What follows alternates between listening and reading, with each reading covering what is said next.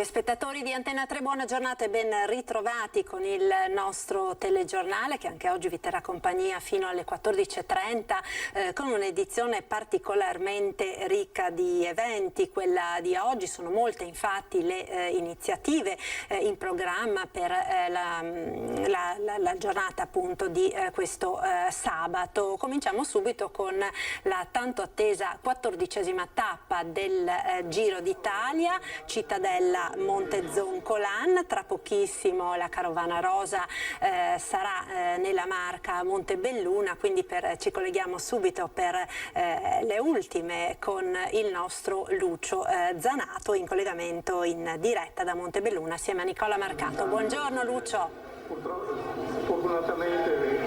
Buongiorno Marta, buongiorno ai telespettatori di Antena 3. Come vedete mi trovo davanti al municipio, c'è lo stendardo dove il comune di Montebelluna saluta i corridori, saluta il Giro d'Italia. Vedete tanta gente che sta attendendo il passaggio che sarà a brevissimo, sono in anticipo pare di qualche minuto gli atleti. C'è molta attenzione, nel senso che tanta gente, c'è sempre tanta curiosità, e quindi io direi, se mi lasci un po' la linea, di sentire un po' di persone.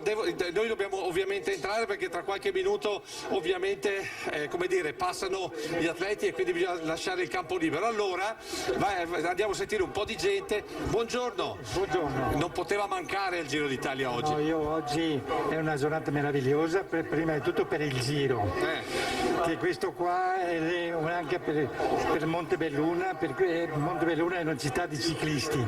Io sono del gruppo Holland e pertanto questo qua è veramente una cosa importantissima. Senta, ma secondo lei lo Zoncolan chi è che a chi taglierà le gambe? Ai velocisti. Questo, ai velocisti. E secondo lei chi vince la tappa? Questo non posso. Questo come sempre è, diciamo così, il bello del Giro d'Italia, non si sa mai alla fine chi taglia il traguardo. Più scalatore. Uno scalatore. In ogni modo uno dei migliori, come si chiama, quello che ha vinto, come si chiama? Non mi ricordo più. Vabbè, l'importante è vedersi il Giro. Come vedete cominciano a correre le macchine. Marta, io terrei ancora un po' la linea se fosse possibile, cosa mi dici? Sì Lucio, vai tranquillo. Va bene, allora tengo la linea con Nicola Marcato, andiamo a sentire qualche altra persona, perché come vedete c'è tanta gente, tutti con la mascherina, tutti attenti, tutti attenzionati. Buongiorno signora, da che ora è qua? Beh, no, tanto, sarà mezz'oretta così, Perché venire al Giro d'Italia? Ma perché una volta, siccome io ho una certa età, eravamo tutti appassionati alle corse di biciclette. Perché adesso con l'età non si è più appassionati? Sì, ancora. Ma dico, siccome ho una certa età, allora la passione... Senta, ma lei è appassionata al Giro d'Italia o agli atleti? Al Giro d'Italia, tutto sommato, guarda. Però anche gli atleti non sono male, non ho perso tutto, non li conosco, insomma. Ah, non ha più, no. passare il romanticismo. Sì. Grazie, noi continuiamo andando a cercare anche un giovane. Buongiorno, posso parlarti? Ciao. Giro d'Italia, sei venuto a vedere il Giro d'Italia? Sì. Perché? Perché è un evento che c'è una volta all'anno, tra l'altro passa qua per Montebelluna, quindi... Ma è ancora di moda dei giovani il Giro d'Italia? Ma sì, è un bello sport comunque il ciclismo, quindi diciamo che va bene anche per i giovani, va bene per tutti. Senti, ma il Giro d'Italia in PlayStation no?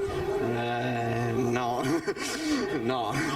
Vedi la bellezza dei giovani che riescono ancora a capire la differenza tra il virtuale e il reale. Andiamo avanti andando a vedere un po' di persone, perché come saprete i nostri atleti qui sfrecceranno in velocità, sarà veramente un vento come è tipico del Giro d'Italia. Allora andiamo a trovare la famigliola. Buongiorno, chiedo scusa. Buongiorno. Allora, al Giro d'Italia con la bambina. Al Giro d'Italia con la bambina perché è tanto bello uscire con la bambina. Il Giro d'Italia è un evento meraviglioso, quindi insomma è una cosa bellissima da fare in famiglia. Ecco, ma è ancora di moda il Giro d'Italia oppure è una cosa quasi per vecchi? No, non è una cosa per vecchi, lo sport è una cosa per giovani, per vecchi, per tutte le età, quindi assolutamente è tuttora un evento bellissimo. Cosa ci insegna il Giro d'Italia in questo 2021 dopo la pandemia? Ci insegna che è tanto bello mettere insieme lo sport, il divertimento e la socializzazione e dobbiamo provare a buttarsi alle spalle tutta questa esperienza. Mantenendo però la mascherina e il distanziamento. Mantenendo assolutamente la mascherina e il distanziamento. Noi continuiamo perché c'è tanta gente, tra l'altro abbiamo delle persone che sono qui dalla mattina. Buongiorno. Vedo che lei si è, come dire, innalzato. Si giri con noi che siamo in diretta, si è innalzato per riuscire a vedersi bene tutto lo spettacolo. Esatto. Da quanti anni è che segue il Giro d'Italia? Da quando ero bambino che lanciavano le caramelle, il passaggio vedevano i bambini e le lanciavano, quindi sono passati anni, io ne ho 78, quindi è un bel po' d'anni che li seguo. Grazie.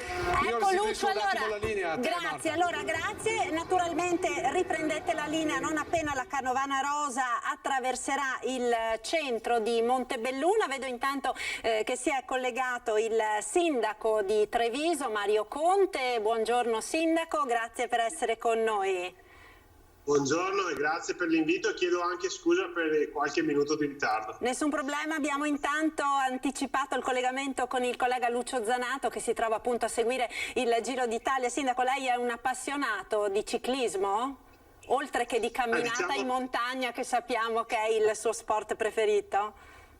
No, diciamo che non lo pratico, però mi piace davvero tanto guardarlo, tant'è che oggi, insomma, adesso appena chiudiamo questo collegamento, andrò a seguire la tappa. Il ciclismo, soprattutto nelle nostre zone, davvero è uno sport importante che esalta quelle che sono le caratteristiche di un territorio davvero meraviglioso, ma anche il DNA dei Veneti, perché abbiamo sfornato dei corridori fantastici, uno su tutti mi viene in mente l'amico Marzio Bruseghin di Vittorio Veneto, quindi insomma il Giro d'Italia coinvolge davvero tutti, amanti e non della bicicletta, e oggi tutti ho visto tanta gente riversarsi sulle strade, però anche tanti seguiranno da casa appunto le tappe del Giro. Ecco, Treviso lo sappiamo, insomma, è sempre stata una città simbolo del ciclismo e che tante volte è stata anche arrivo, partenza di tappa del Giro d'Italia con grandissimo entusiasmo dei cittadini. Peraltro, insomma, queste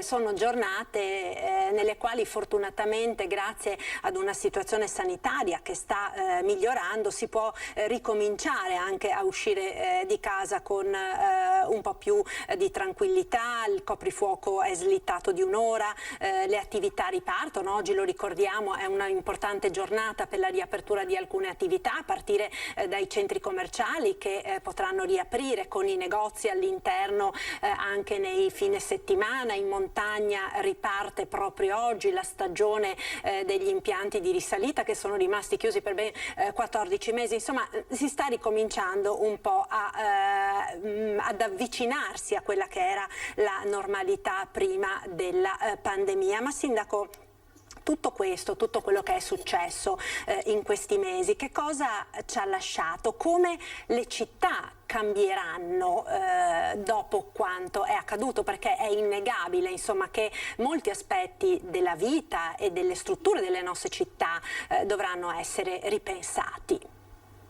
Ma guardate, proprio oggi ho sacrificato la giacca, la cravatta e la camicia, chiedo scusa ai telespettatori, l'ho sostituita con un giubbottino un po' più sportivo, ma proprio questa mattina ho girato in lungo e in largo la città con la mia bicicletta, e credo che questo sia un segnale importante, un'accelerata che il Covid ha dato a un cambiamento che è necessario, legato alla qualità della vita, alla qualità dell'aria, gli spazi all'aria aperta, i parchi, le piste ciclabili. Quindi dobbiamo tutti quanti capire che è necessario andare verso una città con meno macchine e più biciclette, meno smog e più attività all'aria aperta, e quindi dobbiamo tutti quanti impegnarci a cambiare un po' le nostre abitudini, a cambiare un po' le nostre mentalità e capire che quei mezzi alternativi, quali possono essere la bicicletta, in realtà molte volte agevolano quello che è la vita di tutti i giorni. Io oggi ho girato nei quartieri, il centro storico, e ho risparmiato tempo, mi fa star bene fisicamente, non ho inquinato, non ho speso soldi per pagare la benzina, insomma ci sono tanti benefici, e questa è la linea che francamente ogni volta che vado a incontrare i nostri cittadini, quelli più piccoli, quando vado nelle scuole materne, nelle scuole elementari, tutti i bambini ci chiedono una città meno inquinata, con meno macchine, con più alberi, con più parchi, una città più ecosostenibile. Quindi voglio dire, noi stiamo facendo tanto, perché abbiamo cominciato la trasformazione del trasporto pubblico sostituendo i mezzi inquinanti con quelli elettrici. Stiamo investendo sulle piste ciclabili, stiamo investendo in un piano di forestazione urbana. Ecco, noi dobbiamo puntare a una città sempre più a misura di bambino più che di uomo, perché dobbiamo costruire la città per i bambini. Certo, allora a proposito di piste ciclabili e di biciclette, oggi è la giornata per eccellenza, insomma, della bici, con il passaggio del Giro d'Italia nella nostra provincia. Vedo che dalle immagini che stava mandando la nostra regia stanno per arrivare i primi ciclisti, appunto, che stanno per attraversare il centro storico di Montebelluna. Lucio, ci sei?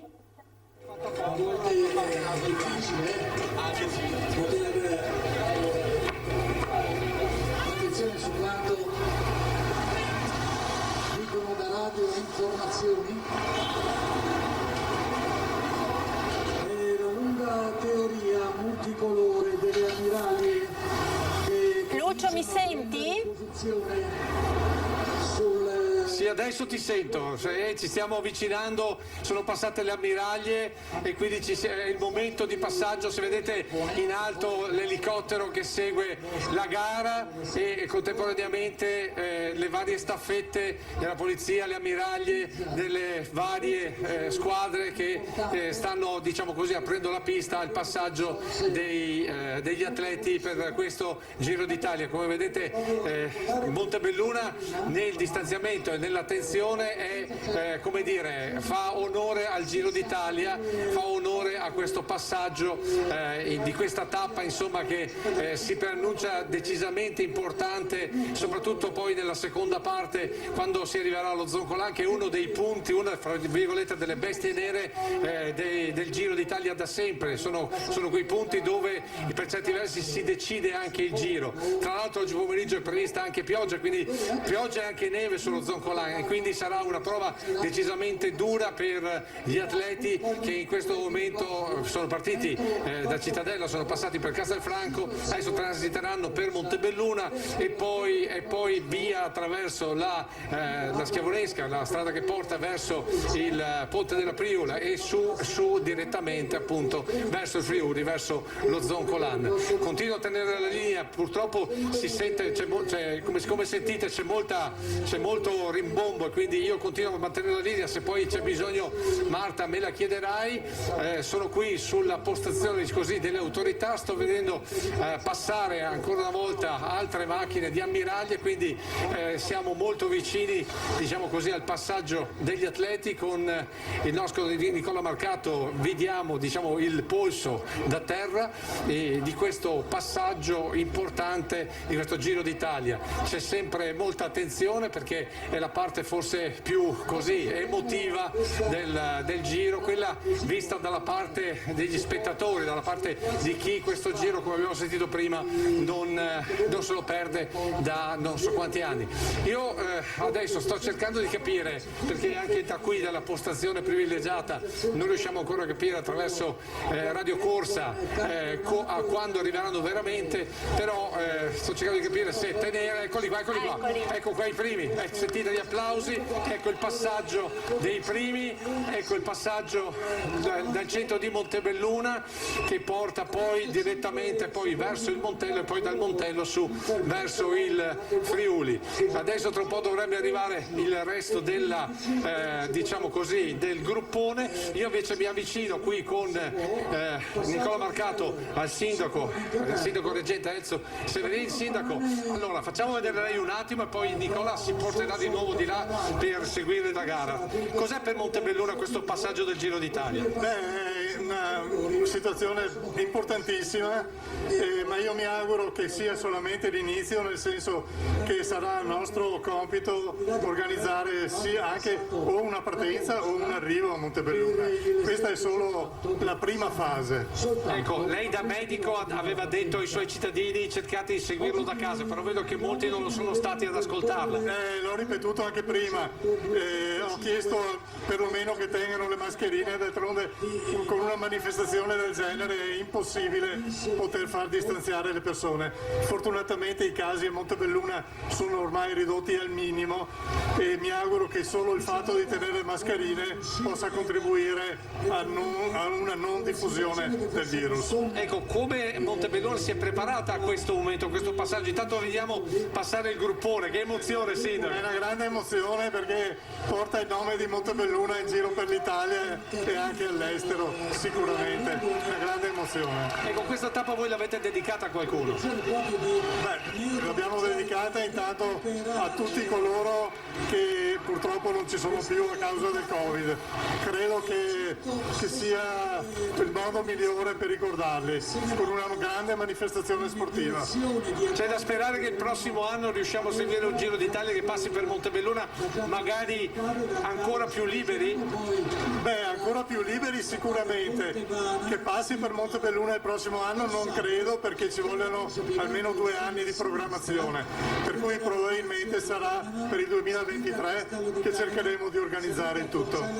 Grazie al Sindaco. Intanto avete visto sfilare, continuiamo a vedere sempre con Nicola Marcato lo spettacolo delle auto che seguono in questo caso gli atleti. Vedete proprio, e questa è la carovana del Giro, questo è il colore, questo è il pathos, potremmo definire, di questa manifestazione che continua ad andare avanti, continua a tenere unita l'Italia nonostante quello che abbiamo passato sia l'anno scorso sia quest'anno. Io, se non ci sono domande da studio, a questo punto ti restituisco la linea, Marta. Grazie.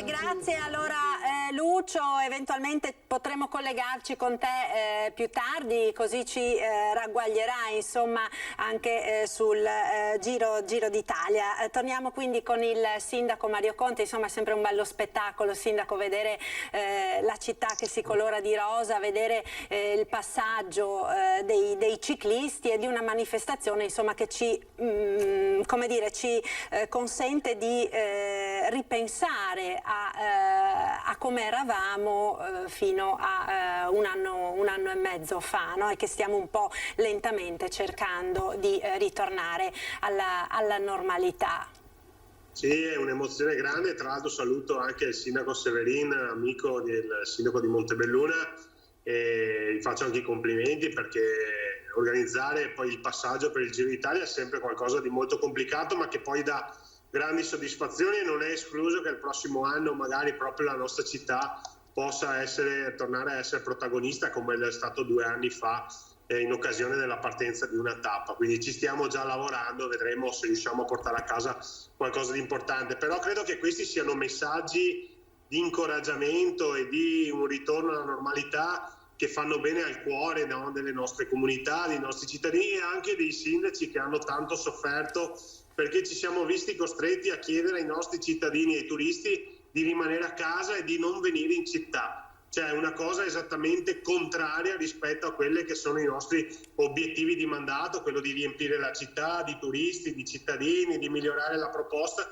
Invece c'è stato un momento storico particolare che ci ha visto costretti a chiedere a tutti di rimanere a casa. Ecco, oggi con il ritorno di questi eventi, con la programmazione culturale, con l'estate alle porte, insomma, noi ci stiamo preparando per un rilancio, e credo che anche da questo punto di vista, io parlo per la mia città, però penso di poter parlare a nome di tutti i sindaci, sicuramente veneti, in qualità di presidente ANCI, noi siamo pronti a ripartire, perché in questo anno di pandemia in realtà noi abbiamo trasformato le città in cantieri pronti per la ripartenza, perché eravamo tutti concentrati sul giorno in cui saremo ripartiti, e da qui ripartiremo con delle fondamenta molto importanti, perché il Covid ci ha tolto tanto, ci ha fatto perdere anche tanti concittadini, però non ha toccato quelle che sono le ricchezze dei nostri territori, che sono l'arte, la cultura, la storia, le caratteristiche enogastronomiche, le caratteristiche proprio nel DNA dei nostri cittadini, che è l'accoglienza, il rendere il turista un amico.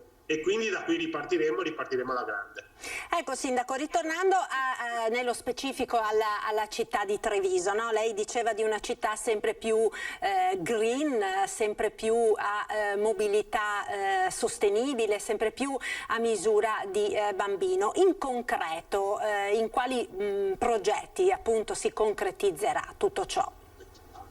Diciamo che tanti sono i passi che stiamo facendo e abbiamo fatto in questi anni. C'è un elemento molto importante che magari poco si vede, ma che ci consentirà di scalare le classifiche della qualità della vita, che è lo sviluppo della rete fognaria. Considerate che noi abbiamo ereditato una città che aveva il 33% di cittadini allacciati e ci siamo posti l'obiettivo entro fine mandato di arrivare al 60%. Significa un salto di 27 punti percentuali rispetto a un 33% della storia della nostra città. Dopodiché, come dicevo prima, abbiamo cominciato il percorso di trasformazione del trasporto pubblico, quindi da mezzi a gasolio inquinanti a mezzi elettrici. Stiamo sviluppando la rete delle piste ciclabili, introducendo tra l'altro il grande collettore che è la ciclopolitana, che ha messo in rete tutte le ciclabili della nostra città. Abbiamo inserito nel nostro organigramma un agronomo, cioè una figura che fino ad oggi non c'era mai stata, ma finalmente oggi c'è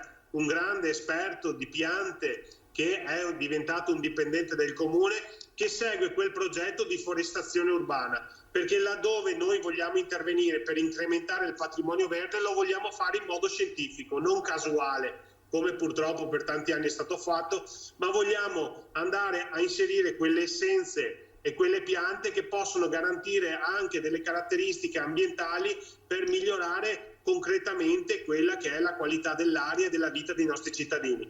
Inoltre l'assessore Manera, grande esperto di temi ambientali, ha triplicato gli incentivi per la sostituzione delle caldaie e stiamo tra l'altro mettendo in piedi tutta una serie di azioni piccole o grandi che però hanno come unico obiettivo quello di garantire e tutelare la qualità dell'aria e migliorare l'impatto ambientale per i nostri cittadini. Quindi insomma grande attenzione è rivolta su questo tema, ma ripeto, ce lo chiedono i più piccoli. Quando io vado a fare le interviste con i ragazzi delle elementari o delle scuole materne, su 20 domande 18 sono improntate sull'ambiente, sulla richiesta di alberi, su piste ciclabili, su parchi giochi, spazi all'aria aperta. Quindi meno macchine e più vita, meno macchine e più pedoni. Meno macchine significa anche meno inquinamento e quindi una qualità d'aria sicuramente migliore. Ecco Sindaco, a proposito dei più piccoli, dei più piccini, nell'immediato il Comune sta lavorando con uno stanziamento anche cospicuo per la ripartenza dei centri estivi a brevissimo. Sì, abbiamo di fatto investito 350.000 euro per i centri estivi, triplicando il sostegno alle famiglie, perché quest'anno i centri estivi assumono un'importanza decisamente più grande rispetto agli altri anni. Quest'anno siamo noi che chiediamo alle famiglie di tutte le fasce sociali di mandare i propri figli a fare i centri estivi, che possono essere culturali piuttosto che sportivi, ma devono recuperare la socialità che gli è stata tolta in questi mesi, perché hanno interrotto un percorso didattico. Noi vogliamo attraverso i centri estivi aiutarli a recuperare quei rapporti con gli amici, con il vicino di casa, con i bambini del quartiere piuttosto che della società sportiva, quei rapporti che gli sono stati tolti. E quindi laddove la famiglia dovesse avere purtroppo anche a causa del Covid delle difficoltà economiche, lì interveniamo noi, perché nessun bambino deve rinunciare a questo percorso di accelerazione di recupero dei rapporti umani, perché tra le cose brutte che ci ha lasciato questa pandemia c'è quella parola che è terrificante: distanziamento sociale, cioè vuol dire ognuno per i fatti suoi, tutti divisi. Ecco, noi piano piano in sicurezza e sempre tenendo d'occhio quella che è la situazione sanitaria, però vogliamo aiutare la nostra comunità a riavvicinarsi, a recuperare i rapporti, a ritornare a dialogare, a sorridere, a divertirsi, a riabbracciarsi. E quindi oggi i centri estivi assumono questo importante obiettivo e scopo, che è quello appunto di riconsegnare ai nostri bambini la socialità. Ringrazio l'assessore Nizzetto e l'assessore Tessarolo, ma ringrazio anche tutti i consiglieri di maggioranza perché mi hanno sostenuto in questo importante impegno economico che ci siamo presi, che però è dovuto alla nostra comunità.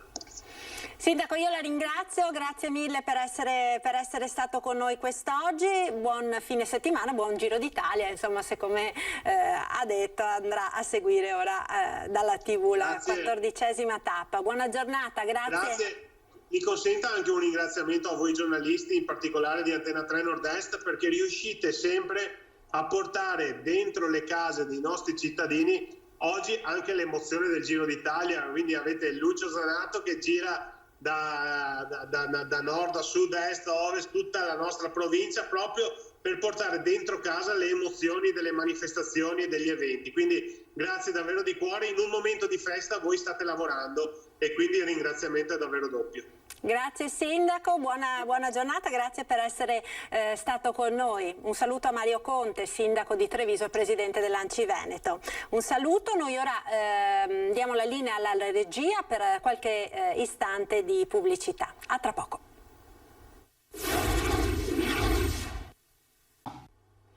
Rieccoci nuovamente in diretta con il nostro telegiornale. Quella di oggi, l'abbiamo detto all'inizio, è una giornata ricca di eventi e di appuntamenti molto importanti per la nostra regione, per il nostro territorio. Abbiamo visto la 14ª tappa del Giro d'Italia, il passaggio pochi minuti fa a Montebelluna, e continueremo poi con ulteriori collegamenti a seguire la carovana rosa, ma oggi è una giornata importante non solo per lo sport, ma anche una giornata importantissima per la cultura, con l'apertura al pubblico e l'inaugurazione quindi della Biennale Architettura a Venezia. Per noi ha seguito la manifestazione il collega Filippo Fois, che proprio pochi istanti fa ha intervistato il presidente della Regione del Veneto,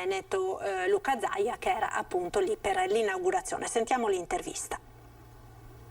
Questo è il primo grande evento internazionale che si sta svolgendo in Veneto, un segnale importante di ripartenza per la nostra regione. Beh sì, con prudenza, con senso dell'obiettività. Il virus c'è ancora, ma insomma i dati ci dicono che sta calando in maniera assolutamente impressionante. Dobbiamo non abbassare la guardia, scollinare questo maggio, e poi direi che anche aiutati dalle tante vaccinazioni, siamo i primi in Italia per vaccinazioni, si possa pian piano tornare alla normalità. Come lo vede il Veneto quest'estate? Beh, lo vedo pieno di turisti, me lo lasci dire, anche perché fra l'altro devo dire che sia gli italiani che scelgono il Veneto che gli stranieri che scelgono il Veneto sono molti, si sta crescendo 2 cifre e penso che andrà bene. Sul fronte vaccini occorre ancora fare un po' di operazione, diciamo, per gli indecisi, per coloro che ancora non sono completamente sicuri di farlo o meno. Ma guardi, le cito un dato: sopra gli 80 anni abbiamo vaccinato il 98% dei cittadini, dai 70 ai 79 anni l'84% dei cittadini, sono dati eccezionali. I 60-69 anni siamo ormai al 78% e crescono bene anche i 50-59 anni che sono al 68%, un po' di meno i 40 anni, ma hanno anche pochi posti in agenda per prenotarsi. Direi che sta andando bene. Ovviamente noi abbiamo prima degli altri a fascia d'età più giovani perché stiamo vaccinando molto. Si procederà presto anche a vaccinare le categorie lavorative, per esempio quelle legate al turismo o a determinati settori produttivi? Ma io spero di sì, però a livello nazionale vorrei ricordare che invece di porsi tanti problemi su chi andiamo a vaccinare, dovrebbero mandarci vaccini, perché vorrei ricordare che qui stiamo vaccinando bene alla grande in base ai vaccini che ci mandano. Do un dato: il Veneto potrebbe fare 80-100 mila dosi al giorno, ce ne arrivano dalle 150 alle 200 mila a settimana. Questi sono i nostri dati. C'è una seconda pandemia che ha colpito il Veneto non dal punto di vista sanitario ma economico. Da questo punto di vista lei oggi ha anche incontrato alcuni esponenti del governo, ci sono novità? Ma noi dobbiamo venire fuori, e se ne viene fuori con sicuramente i fondi del recovery, gli investimenti eccetera, ma anche lasciando libere le persone, le nostre imprese. Lo vediamo qui a Venezia, era vuota e adesso sì, comincia a rivedere movimento, gli alberghi sono aperti, penso che questo sia il bel segnale. Secondo lei questa crisi sarà anche un'occasione per ridisegnare la geografia geografia economica del Veneto per ripensare a un certo metodo di sviluppo? Ma guardi, i veneti sono eccezionali. Noi dobbiamo pensare a chi ha perso il lavoro, una persona su 4 a livello nazionale ha perso il lavoro. Noi abbiamo perso almeno 40.000 posti di lavoro e questo la dice lunga sulla priorità. La priorità è il lavoro, far ripartire l'economia e tornare alla normalità. Non mi hanno chiamata. Vista realizzata pochi minuti fa dal collega Filippo Fois al presidente della Regione Veneto Luca Zaia alla inaugurazione della Biennale Architettura di Venezia. Naturalmente poi nel corso delle prossime edizioni dei nostri telegiornali vi faremo vedere questa importante giornata appunto per la cultura di Venezia, con la ripartenza, la riapertura di questa che è la prima grande manifestazione internazionale dopo il Covid. Torniamo ora a parlare di Giro d'Italia facendo un passo indietro, perché la 14ª tappa del Giro d'Italia è partita questa mattina alle 11:30 da Cittadella, una città che si è vestita di rosa per appunto vivere questo momento così particolare. Ci colleghiamo quindi con la nostra inviata Angelica Montagna. Buongiorno Angelica.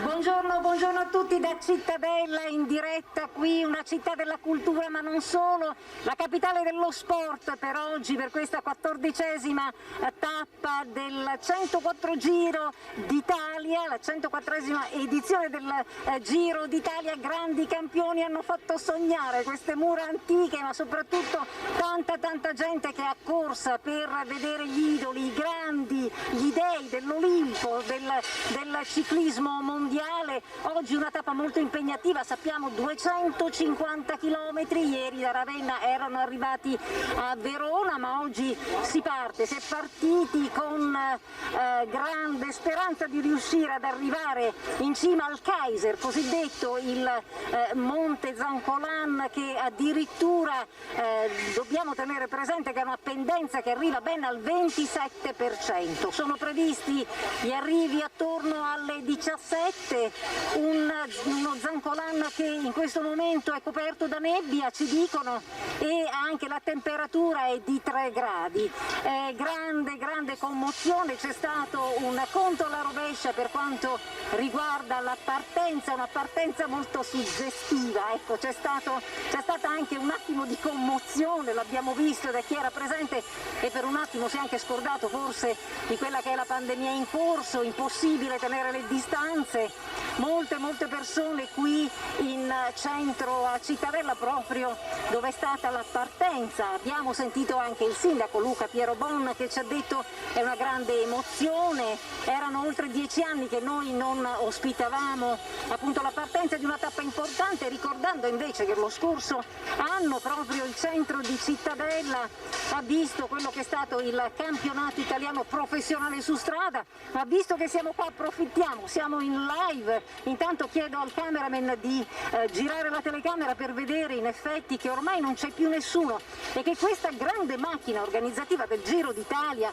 pensate, ha allestito il palco, ha allestito ogni cosa per, come sapete, la massima funzionalità di una tappa importante come quella che è del Giro d'Italia, e adesso in 2 ore riescono a smontare tutto per portare alla prossima tappa successiva. Ma andiamo un po' a chiedere, sentiamo se riusciamo a tastare l'umore. È passata quasi un'ora e 10 in realtà da quello che è stato la partenza ufficiale, quindi cerchiamo di sentire queste persone. Buongiorno, possiamo sentire? Allora, buongiorno, intanto da dove venite? Abitiamo dalla provincia di Vicenza, siamo noi. Provincia di Vicenza, siete qui a Cittadella, provincia di Padova, voi c'eravate naturalmente al momento importante. Com'è andato questo conto alla rovescia che, ricordiamo, è stato fatto un po' da tutti in coro, quindi molto suggestivo? È stato molto emozionante vedere dei grandi campioni, averli proprio vicino a casa dove abitiamo noi e vederli dal vivo anche, insomma. Io sono un ciclista, non come loro, però mi piace molto lo sport e quindi sono stato contento di vederli dal vivo così. Ecco, questi grandi campioni che di solito si guardano in televisione, avevamo visto insomma schierati davanti in pole position. Sì, no, è stato emozionante, una cosa incredibile, non avrei mai pensato di vederli così dal vivo, è la prima volta e sono stato veramente emozionato, insomma. E per lei? Per me è uguale, essendo che io sono nata a Cittadella, quindi è la mia cittadina, vedere questa manifestazione così grande e vedere così i campioni da vicino è stata una cosa talmente emozionante che ci ha fatto anche dimenticare questo periodo che stiamo vivendo difficile del Covid. Quindi insomma per un attimo anche lei ha dimenticato? Esatto, per un attimo ci siamo un po' lasciati trasportare da questo bellissimo grande evento. Grazie. Ma infatti è stata molto bella anche la ola, perché in realtà lo speaker ufficiale della gara ha incitato tutti i presenti a fare questo countdown 10, 9, 8 e poi insomma c'è stata una grande ovazione quando questa carovana rosa è partita per lo Zoncolan, che vi ricordo tra l'altro nell'intervista che noi abbiamo raccolto e che vi proporremo questa sera era interdetto, nel senso che proprio per Covid, ecco, lo Zoncolan insomma ha lasciato i pass per 1000 persone e non di più. Quindi avevamo intervistato due grandi tifosi, i quali ci hanno raccontato ancora in mattinata che del loro rammarico per non poter essere allo Zoncolan, loro hanno detto: noi ci siamo collegati 12 minuti dopo su internet per poter essere i primi a riuscire ad essere proprio all'arrivo in Friuli Venezia Giulia, perché ricordiamo questa tappa copre Veneto e Friuli Venezia Giulia, sconfina, e quindi ci siamo anche rammaricati perché dopo 12 minuti non c'era più nemmeno un posto libero, quindi hanno detto: noi abbiamo voluto almeno con il cuore salutare questa partenza importante che, lo ricordiamo, va anche a sancire quella che è la bravura dei ciclisti, perché lo ricordiamo appunto a questo passo gli ultimi chilometri prima del traguardo, che hanno una pendenza, dicevamo, ben del 27%, non a caso insomma questo monte viene chiamato un po' il mostro ma anche il Kaiser, perché in tutta Europa per quanto riguarda le gare ciclistiche è il monte con una pendenza in assoluto più alta in percentuale. Io direi che da Cittadella è tutto, restituisco la linea ancora in un momento in cui adesso vedete una Cittadella che naturalmente è sguarnita, ma le nostre immagini dimostrano invece una Cittadella carica, bella e soprattutto con una voglia di rinascere che il ciclismo ci ha donato oggi in questa giornata, che per gli esperti sportivi è una giornata ideale per quanto riguarda il meteo, non troppo freddo, non troppo caldo e non piove. A voi la linea da Cittadella. Grazie Angelica Montagna e a Renzo Ribon per questo collegamento da Cittadella, da dove appunto questa mattina è partita la 14ª tappa del Giro d'Italia, Cittadella appunto Monte Zoncolan. Abbiamo intanto il report che è arrivato proprio ora delle vaccinazioni in Veneto, per fare appunto il quadro della situazione. Sono state 43.530 le dosi di vaccino anti-Covid somministrate in Veneto nella giornata di ieri. I dati naturalmente sono quelli aggiornati a ieri sera, che portano il totale a 2.486.000, pari al 92,8% delle forniture vaccinali. I residenti che hanno completato il ciclo con il richiamo sono il 15,5% della popolazione. Ad averne ricevuta almeno una dose sono 1,7 milioni di cittadini, il 34,8% degli abitanti. Per quanto riguarda le fasce di età, gli over 80 sono coperti al 97,7%, la fascia 70-79 all'84,9%, 60-69 il 75,3%, 50-59 32,9%, 40-49 il 13,9%. I disabili con almeno una somministrazione sono il 73,8%, i vulnerabili il 71,1%. Questo quindi l'aggiornamento sull'andamento della campagna vaccinale nella nostra regione. Vedo intanto dal monitor che si è collegata la nostra prossima ospite, l'europarlamentare del Partito Democratico Alessandra Moretti. Buongiorno, grazie per essere con noi. Purtroppo l'argomento della conversazione di oggi è davvero spiacevole, perché lei ha ricevuto delle minacce pesanti, agghiaccianti, non so nemmeno come definirle, onorevole Moretti, sui social, delle minacce appunto nei suoi confronti, che pongono l'accento su un tema molto importante, che è quello dell'odio anche nei confronti delle donne.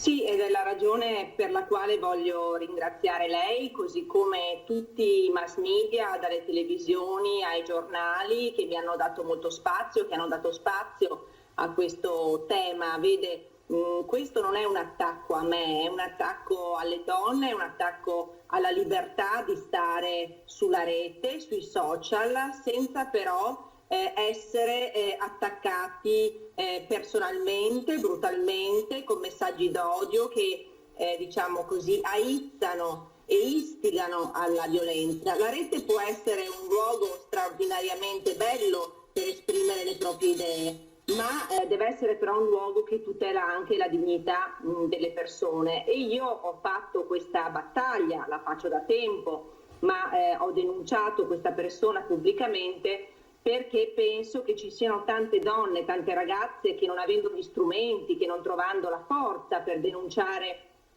chi le attacca brutalmente in questo modo, ecco, io credo che dobbiamo fare una battaglia per queste persone, per le persone più fragili, perché noi gli strumenti li abbiamo, io sono anche avvocato, quindi so come difendermi, però cosa può fare una ragazzina o un ragazzino che invece è oggetto di tale brutalità? E quindi credo che sia una responsabilità della politica, ma soprattutto sia una responsabilità di Facebook, dei grandi social media, delle grandi multinazionali, che oltre a non pagare le tasse nel nostro paese dovrebbero iniziare a farlo, continuano a proteggere queste persone che stanno sulla rete e insultano e prendono di mira delle persone e possono anche fare molto molto male. Ecco, quindi lei come europarlamentare si sta impegnando anche in questa battaglia, no? Nei confronti di queste grandi multinazionali del web, che in alcuni casi, come appunto in questo che l'ha vista protagonista, diventano, come dire, portavoce di una barbarie totalmente inaccettabile. Assolutamente sì, infatti io scriverò a breve ai vari commissari europei che si occupano di questi temi. Scriverò anche al ministro competente in Italia. Credo che questa debba essere una battaglia collettiva, trasversale, che vede tutte le forze politiche unite, perché appunto questi colossi del web, nei confronti dei quali noi tra l'altro qui in Europa stiamo agendo affinché per esempio paghino le tasse non dove hanno la sede ma dove fanno profitti, e appunto tutti sanno che questi colossi fanno tanti e tanti profitti, non possono però fare profitti sulla pelle delle persone, e quindi devono dare i nomi, i cognomi di questi soggetti che si macchiano di reati, perché l'istigazione all'odio, alla violenza e alla barbarie è un reato che va punito, per cui io credo che dobbiamo tutti insieme fare uno sforzo affinché sia sì tutelata la libertà di pensiero, ci mancherebbe, ma che venga invece condannata e punita appunto l'istigazione alla violenza. Ecco, nel suo caso, onorevole Moretti, come appunto lei sottolineava in apertura, il messaggio è arrivato nei confronti di una persona che ha anche gli strumenti per difendersi, nonostante siano comunque delle cose che feriscono, che fanno male, che fanno arrabbiare. Ci sono però tante altre persone, appunto ragazze, donne, ma pensiamo anche all'odio nei confronti di chi è diverso, nei confronti dei disabili, nei confronti di tante persone che si trovano in una posizione di debolezza e che non hanno magari gli strumenti per potersi difendere. Come donna e come politico, il suo messaggio in questo senso, che cosa possono fare queste persone e che cosa dobbiamo fare tutti noi per aiutarle? Ma guardi, la mia storia parla chiaro. Io ho una grande passione per la politica e la faccio soprattutto per la difesa delle persone più fragili, ma per creare una comunità migliore in cui vivere tutti. In maniera libera, in maniera spontanea, tutti devono essere liberi di essere se stessi, di esprimersi, e le donne, le ragazze in particolare, devono essere libere di esercitare, diciamo, le loro passioni, di raggiungere i loro obiettivi nel lavoro, nello studio, senza essere prese di mira per quello che dicono, per quello che pensano. E penso quindi che la politica debba fare uno sforzo per difendere queste persone, perché vede, la violenza va sempre denunciata, ma poi una persona che denuncia va anche protetta, e a proteggerla devono essere le istituzioni, devono essere le forze dell'ordine, devono essere le persone che raccolgono le denunce, e poi ovviamente la magistratura e la politica che fa le leggi. E quindi per questo dico che questa deve essere una battaglia collettiva, perché l'escalation di violenza verbale, fisica nei confronti delle donne che muoiono ogni giorno, quella è una guerra che noi subiamo, quindi quella dei femminicidi per esempio, delle molestie, dei maltrattamenti, senza pensare e contare di come il Covid, la pandemia, abbia peggiorato la condizione femminile nel lavoro per quanto riguarda il salario, ma anche nella condizione familiare. Pensate alle donne che sono rimaste imprigionate in casa durante il lockdown con i propri aguzzini, ce ne sono a migliaia e migliaia che non trovano la forza della denuncia, ed è a queste donne e a queste ragazze che io mi devo rivolgere dicendo loro: denunciate, perché poi noi creeremo lo strumento per proteggervi e per far valere i vostri diritti. Ecco, sicuramente lei sottolineava nell'ultimo periodo c'è stata purtroppo una recrudescenza di questi fenomeni, diciamo accentuata anche dal Covid, ma non solo. Che cosa c'è secondo lei che sta scatenando questo odio, che poi appunto in questo caso si manifesta nella rete, ma talvolta insomma porta anche a delle conseguenze invece al di fuori della rete, nella realtà della violenza fisica proprio? Guardi, Umberto Eco diceva che i social hanno dato spazio a una grande quantità di imbecilli che frustrati, che una volta nessuno badava, nessuno considerava, invece la rete ha dato loro voce, anche la voce peggiore, scatenando i peggiori istinti umani. Io penso che la difficoltà sociale, la sofferenza anche lavorativa ed economica, e sicuramente questo non è un buon periodo per molte famiglie italiane, possa in qualche caso, perché nella maggioranza dei casi le famiglie italiane si rimboccano le maniche e cercano di andare avanti, ma in qualche caso invece può determinarsi questo tipo di fenomeno, cioè il fatto che un uomo, che in realtà non è un uomo ma che è un coniglio, perché nella vita poi non sono uomini forti questi, quelli che attaccano nascondendosi dietro uno schermo una donna, questi uomini trovino nel web un supporto, uno strumento. Però io credo che è proprio per questo che va disciplinato anche come stare sul web. È un po' come quando diciamo che va disciplinato il modo di andare allo stadio, no? Cioè andare allo stadio e vedere una bella partita di calcio, lo sport è una delle forme più belle di amicizia e di solidarietà, non può trasformarsi invece in un luogo di violenza e di soprusi. Ecco, io credo che la rete debba essere maggiormente disciplinata, ma soprattutto vanno bloccati a vita questi soggetti che si macchiano di comportamenti così pesanti, perché vede, finché minacciano me va bene, ma se minacciano un ragazzino perché è omosessuale o una ragazzina perché è sovrappeso e iniziano a denigrarla e questa poi si toglie la vita, cosa diciamo noi ai genitori di queste persone? Ecco, io credo che nel nostro paese vadano aumentate le protezioni, vadano aumentate anche le sanzioni a carico di chi si macchia di questi reati, tanto è vero che stiamo discutendo del DDL Zan che vuole introdurre anche l'istigazione all'odio nei confronti appunto dei disabili, delle persone omosessuali e anche delle donne, perché appunto le donne, come lei giustamente sottolineava, sono il bersaglio più semplice a volte. Certo. Onorevole Moretti, io la ringrazio per essere stata con noi, grazie e buona giornata, un saluto, arrivederci, alla prossima. Grazie a voi davvero, buona giornata a tutti. Grazie. Allora, grazie dunque all'onorevole Moretti per questo intervento, perché appunto sappiamo quanto sia doloroso, no, per moltissime persone che non hanno magari la possibilità e gli strumenti di difendersi, questo pericoloso clima d'odio che si sta accentuando, fomentato proprio molto spesso dai social network. Allora, dicevamo, vedo dal preview della regia, grazie per avermelo fatto vedere, che abbiamo già in collegamento il nostro prossimo ospite, Renzo Minella, presidente dell'ANEF, l'Associazione Nazionale Esercenti Funiviari del Veneto. Buongiorno Minella. Buongiorno, grazie per essere con noi. Tra poco ci dovrebbe raggiungere anche Alex Barattin, delegato del soccorso alpino per Belluno, perché in questa parte della nostra trasmissione parleremo ora di montagna, perché quella di oggi è sicuramente una giornata molto importante, una giornata che vede la riapertura degli impianti di risalita dopo ben, mi corregga se sbaglio, 14 mesi, è giusto, Minella, di chiusura? Corretto, 14 mesi, praticamente la chiusura del 9 marzo dello scorso anno e la riapertura di oggi, 22 maggio del 21.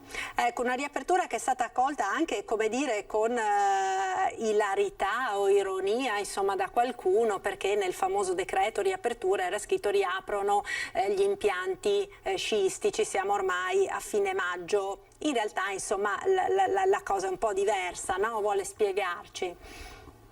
Sì, l'apertura del 22 maggio è stata spinta da parte della nostra associazione, dell'ANEF, attraverso l'ANEF nazionale, in quanto ci sono degli impianti che notoriamente, penso al Montebaldo, a Funivie Malcesine, ma per non dire anche la Gazzuoi, il Pordoi, cioè impianti che normalmente aprivano i primi di maggio, qualcuno anche addirittura prima, penso come appunto gli impianti del Veronese.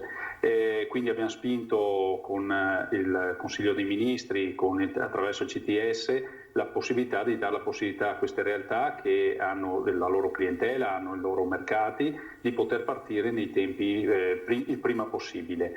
Chiaramente la situazione meteorologica, la tanta neve ancora presente sulle nostre montagne farebbe pensare, ha stimolato qualcuno a pensare che si poteva aprire anche per lo sci. Diciamo che nel resto d'Italia alcune stazioni tipo Cervinia hanno aperto ancora per far sciare gli appassionati. Nel caso nostro non è così, è stata proprio una necessità per far partire gli impianti estivi. Perché poi peraltro quest'anno, oltre al danno, c'è stata pure la beffa, no? Mai così tanta neve, tant'è che appunto in alcune zone delle Alpi, nonostante sia il 22 di maggio, si può tornare a sciare, no? Assolutamente sì, quest'anno le nevicate sono state copiose, soprattutto le temperature molto basse ci avrebbero permesso di fare una stagione molto importante. Ricordo che la stagione non è stata fatta, le nostre società segnano uno zero nei propri bilanci e quindi siamo anche ancora in attesa che venga determinate le regole per portare a casa, per incassare, diciamo, i sostegni che il governo ha messo a disposizione per il nostro settore. Ecco, a questo proposito, diciamo, Minella, la situazione appunto delle aziende del settore, perché insomma l'abbiamo seguito un po', no, per tutto l'inverno, era un continuo rincorrersi di riapriremo, poi in realtà le piste da sci purtroppo, a causa della gravità della situazione sanitaria che si è venuta a determinare, non hanno di fatto mai riaperto. Sì, è corretto, noi siamo, come dicevo, in attesa della distribuzione dei famosi 430 milioni che sono destinati al settore impiantistico nazionale. Ricordo che è un aiuto, un sostegno fondamentale per tutte le società che appunto da 14 mesi non lavorano, a parte una parentesi dell'estate scorsa, ma dobbiamo comunque sottolineare il fatto che il nostro settore, il settore impiantistico, il core business del settore impiantistico in Italia è ancora la stagione invernale e su questa, per poter riaprire, ripartire e affrontare l'imminente stagione estiva, ma soprattutto la prossima stagione invernale, sono fondamentali questi aiuti. Abbiamo dei costi fissi elevatissimi, l'ho fatto 100, il nostro fatturato, il 70% è rappresentato dai costi fissi incomprimibili e di conseguenza la sopravvivenza di tante delle nostre società è legata a questi aiuti, che auspichiamo arrivino nel tempo più breve possibile. Stiamo chiudendo l'anno, diciamo, i bilanci, e sarebbe opportuno poterli chiudere non in negativo o quantomeno non a zero come si stanno presentando adesso. E questi aiuti ci permetterebbero anche di presentarci davanti agli istituti bancari con più tranquillità, per poter affrontare le tante spese, i tanti costi che noi abbiamo legati soprattutto alle revisioni e collaudi dei nostri impianti, per far ripartire in parte la stagione estiva, ma soprattutto la prossima stagione invernale. Ecco Minella, con oggi dunque si può riaprire, ma di fatto lei ne accennava, insomma, in apertura, quanti sono gli impianti del Veneto che oggi ricominceranno a funzionare? Gli impianti che sono circa il 30% del panorama impiantistico d'estate, parlando di Veneto, il 30% di impianti aprono per la stagione estiva. Diciamo che anno dopo anno stanno aumentando queste aperture, perché sempre di più il nostro settore, ma la montagna tutta, sta puntando sull'estate. È una stagione molto interessante che va sostenuta, sulla quale stiamo investendo tutti molto, sia per quanto riguarda il bike tourism, ma anche per creare in quota delle attrazioni, degli interessi, dei percorsi tematici, per portare più gente in quota facilmente attraverso gli impianti e poi farli vivere delle esperienze importanti sulle nostre Dolomiti o sulle nostre montagne venete. Sicuramente. Secondo lei che estate sarà sulla montagna? C'è tanta voglia di montagna, no? Anche proprio per i grandi spazi, per la vita all'aria aperta, per quel distanziamento anche, no? Che viene garantito sicuramente di più dalla montagna. Diciamo che c'è tanta voglia di vacanza, tanta voglia da parte soprattutto dei nostri connazionali di potersi muovere liberamente, e quando parliamo di regole che comunque dobbiamo ancora alle quali dobbiamo ancora attenersi per quanto riguarda soprattutto la mobilità o la movimentazione attraverso impianti di risalita, la montagna garantisce grandi spazi e grande distanziamento. Abbiamo dei protocolli che sono legati a questa apertura il 22 di maggio, che prevedono ancora il distanziamento alle file, alle casse, ai tornelli di partenza, l'uso della mascherina FFP2 nelle cabine chiuse, nel trasporto delle cabine chiuse, la limitazione di portata delle cabine chiuse al 50%, ma prevede anche il contingentamento delle persone che possono accedere alle nostre aree montanee. Questo lo riteniamo noi impiantisti inutile, proprio per i grandi spazi che noi poi, una volta portato in quota alle persone, possiamo garantire nei nostri luoghi, nelle nostre montagne. Quindi una volta che ci atteniamo a quelle che sono le regole, rispettando le regole che vengono imposte attraverso i protocolli, pensiamo di poter dare la possibilità a tutti, a chi ne ha voglia, di raggiungere le nostre zone. Ci aspettiamo comunque una stagione estiva importante. Ne avevamo visto dei segnali lo scorso anno, dopo il primo lockdown, di quanta gente si era riversata sulle nostre montagne. Prevediamo, ma ce lo dicono anche le prenotazioni alberghiere e non alberghiere delle nostre zone, che dovrebbe essere una stagione interessante. Attendiamo però anche un aiuto da parte del meteo, che per il momento ancora non ci sta dando una mano.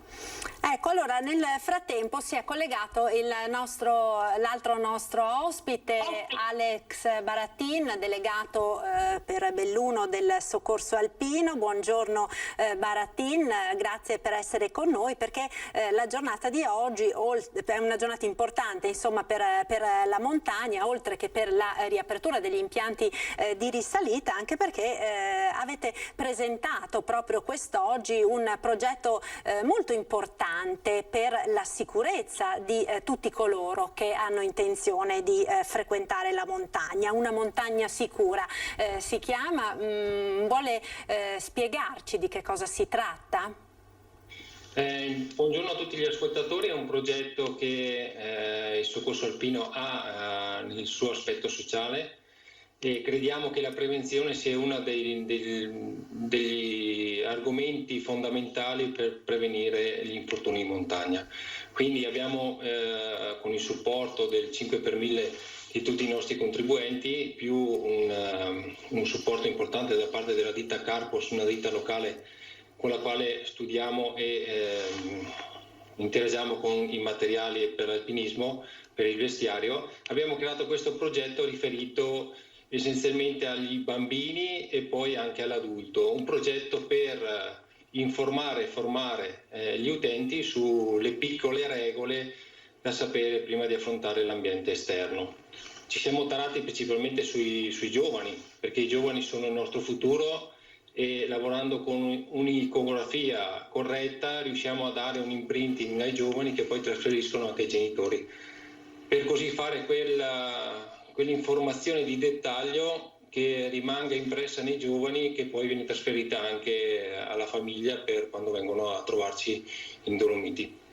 Ecco, Baratin, stiamo parlando quindi di consigli rivolti ai più giovani, ma a alpinisti esperti, quindi a gente che affronta delle escursioni anche importanti, o anche a chi insomma si appresta a fare la classica escursione del fine settimana piuttosto che delle vacanze in montagna, la famiglia o chi non ha particolare insomma preparazione atletica.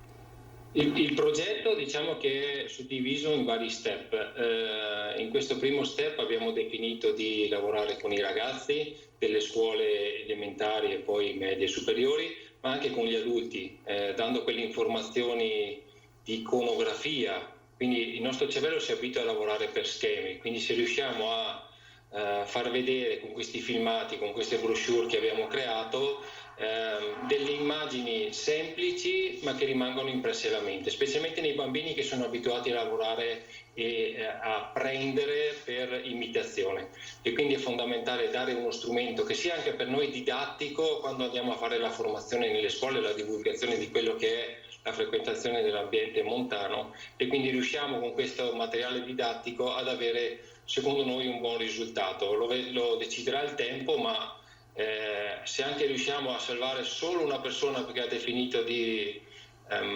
pianificare la gita in un certo modo e non affrontarla senza nessuna consapevolezza, abbiamo raggiunto l'obiettivo. Sappiamo che l'utenza di adesso è un'utenza un po' diversa, il lockdown ha creato una situazione particolare che fa arrivare una massa importante in quota di persone che magari non ci sono mai venute, perché hanno trovato e vedono nella montagna un bene rifugio, tra virgolette, no? Un'area free, covid free, e quindi ci aspettiamo che quest'anno ci sia molta affluenza, ancora di più dell'anno scorso.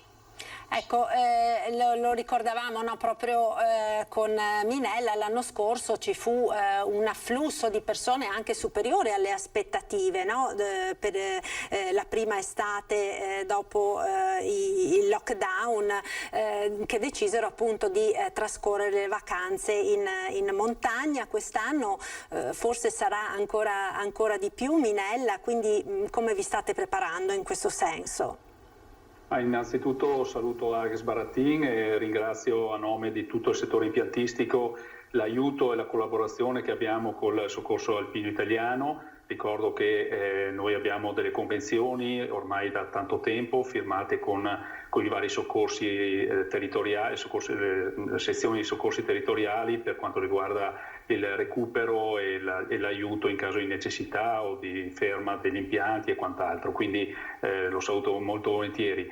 Ci stiamo organizzando allo stesso modo. Quando parlavo prima di percorsi tematici, di percorsi in quota, sono percorsi che aiutano il nostro turista ad avvicinarsi alla montagna, avvicinarsi con rispetto e soprattutto conoscendo conoscendo tutte le particolarità, le peculiarità che la montagna può offrire, cercando di guidarli su percorsi sicuri ed invitandoli a non avventurarsi su zone pericolose. Questo sempre con l'occhio anche l'occhio e il rispetto verso chi poi deve intervenire in certe situazioni. Quindi anche il nostro è un compito chiaramente molto orientato in questa direzione. Certo, Baratin, vogliamo un po' ricordare quelli che sono i pilastri proprio fondamentali della montagna sicura, della sicurezza in montagna? Sì, contraccambio naturalmente i saluti al dottor Minella e volevo ricordare quattro argomenti principali, no? La preparazione della gita. Quando andiamo in montagna dobbiamo definire all'interno della nostra famiglia con la quale facciamo l'escursione, utilizzando anche gli impianti di salita, di programmarla nei minimi dettagli, no? Non va vista solo dal papà o dalla mamma, ma dall'intera famiglia e va concordata anche con i più piccoli. Le gite le dobbiamo tarare secondo le capacità della persona meno preparata, in questo caso i nostri bambini. Deve essere un divertimento andare in quota. Ricordiamoci che l'alta montagna, la media montagna ha un cambiamento repentino delle condizioni meteo, quindi avere al seguito e con noi sempre un ricambio, un aggiaccamento, un po' d'acqua e un piccolo kit di materiale sanitario.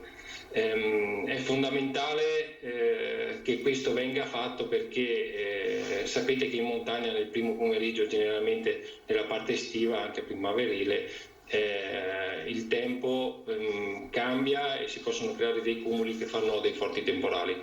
Quindi quando vedete che il tempo sta cambiando, ritornate sui vostri passi e rientrate all'auto. Ricordo, è bello fermarsi in rifugio, facciamo le gite, fermiamoci, frequentiamo tutti i rifugi, però appena finito di mangiare, poco dopo cerchiamo di rientrare perché dobbiamo arrivare alla base prima che vi sia un cambiamento del meteo. Questo è fondamentale. Ricordiamoci di avere percorsi alternativi, quindi quando decidiamo un certo percorso, vogliamo andare in Dolomiti, in qualunque punto facile o meno facile, di avere un'alternativa, perché se arriviamo che c'è brutto tempo non dobbiamo forzare la mano ed arrivare al target che ci siamo prefissati. Ricordatevi che ritornare sui propri passi, ci divertiamo lo stesso, andiamo a vedere un museo, frequentiamo i paesini di montagna che sono altrettanto belli delle nostre Dolomiti. Ecco, Minella, volevo ritornare su una cosa che lei sottolineava prima, che non ho capito bene, o forse appunto non conosco esattamente la nuova normativa, ma lei parlava di una sorta di numero chiuso per quanto riguarda l'accesso alle aree in quota?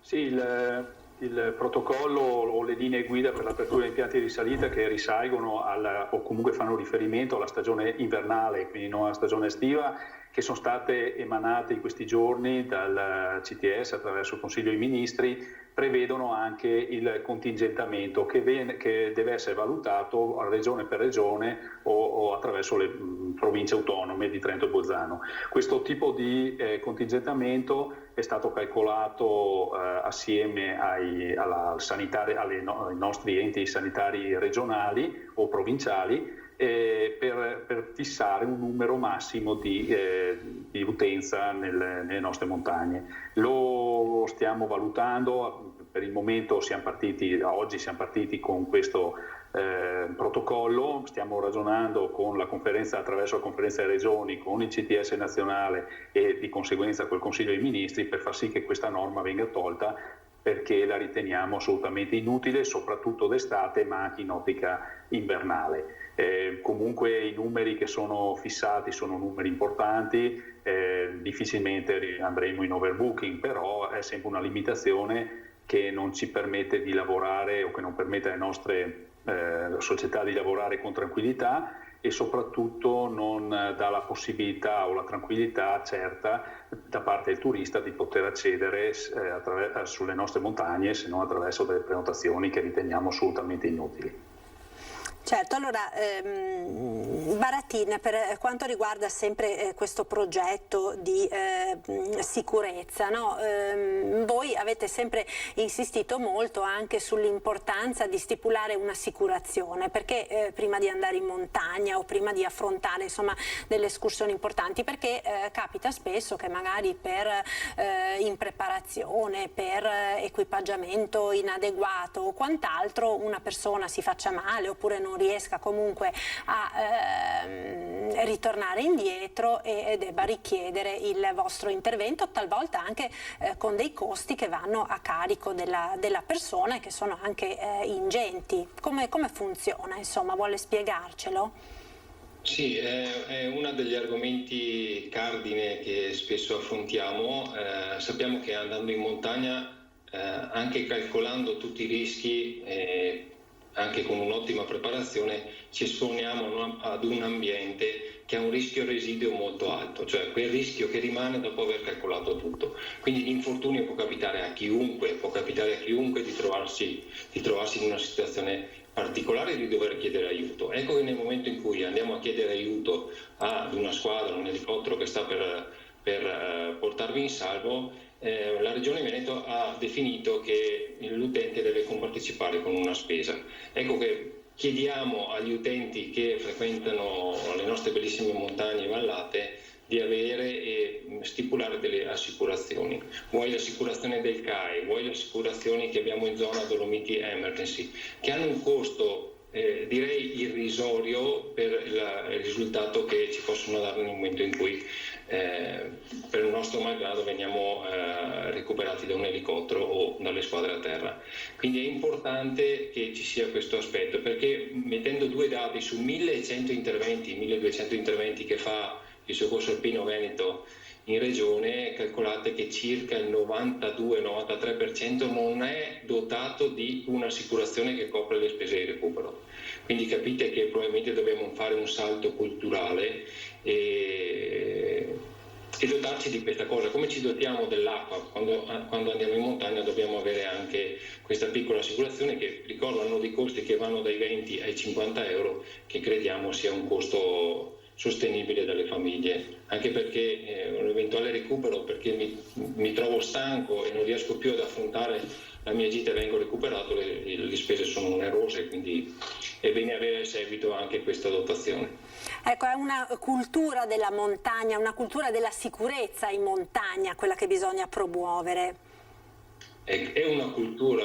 Ci ricordiamo qualche anno fa quando ci dicevano che dovevamo mettere la cintura, no? Quando salivamo in macchina. Adesso non ci pensiamo più, la mettiamo e nessuno ci deve obbligare a mettere la cintura. Come quando andiamo in montagna, quelle regole fondamentali devono essere dentro il nostro know-how, dobbiamo farle di default, si dice, no, non dobbiamo pensare. Sappiamo che ogni anno abbiamo questa piccola quota e ci può servire non solo in montagna, ma in tutta la sfera delle attività che facciamo, vuoi in bicicletta, vuoi a piedi, vuoi in attività di lavoro, ci coprono queste spese. Certo, sicuramente. Minella, una cultura della montagna importante, fondamentale anche per voi, no? da promuovere. Sì, più come diceva giustamente prima Baratin, si sta avvicinando alla montagna una clientela nuova, dei target di clientela assolutamente nuova, clientela che era abituata alle spiagge o a tipi di vacanza diversi, e quindi bisogna prevenire o prevedere questo tipo di nuovi turisti che si avvicinano alla montagna, aiutandoli a conoscerla a fondo e soprattutto a prevenire qualsiasi tipo di difficoltà o di situazioni critiche che potrebbero poi portare anche a qualche dispiacere. Quindi è un impegno anche nostro di sollecitare questa attenzione e queste norme che sono basilari, ma credo facciano, come giustamente diceva Baratin, fanno parte poi di una cultura del buon vivere, né più né meno. Certo, quindi allora fatti salvi questi consigli e queste indicazioni, insomma prepariamoci ad un'estate per godere di tutte le bellezze e le meraviglie delle nostre montagne in sicurezza. Grazie quindi ad Alex Baratin del Soccorso Alpino, grazie a Renzo Minella dell'ANEF, l'Associazione degli Esercenti Funivari del Veneto. Una buona stagione, naturalmente una buona apertura di stagione anche a voi. Grazie per essere stati con noi. Grazie a voi. Saluti. Ciao. Noi ora diamo la linea alla regia, ci fermiamo per qualche istante di pubblicità, restate con noi perché dalla montagna passeremo alle spiagge perché con questo fine settimana si apre di fatto, diciamo, la nuova stagione balneare, nonostante insomma il tempo sia ancora incerto. Comunque cominciano ad arrivare le prenotazioni anche dei turisti stranieri per la settimana della Pentecoste e poi per quella del Corpus Domini. Linea alla regia, quindi a tra poco, restate con noi.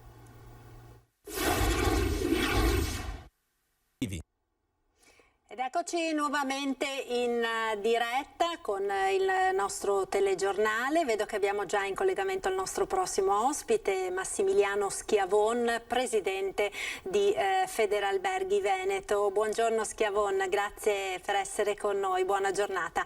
Allora, buongiorno. Dalla montagna con cui eravamo collegati prima al litorale, ma non solo, con la Pentecoste e poi con il fine settimana, il ponte del Corpus Domini, di fatto insomma si apre la nuova stagione turistica nella nostra regione.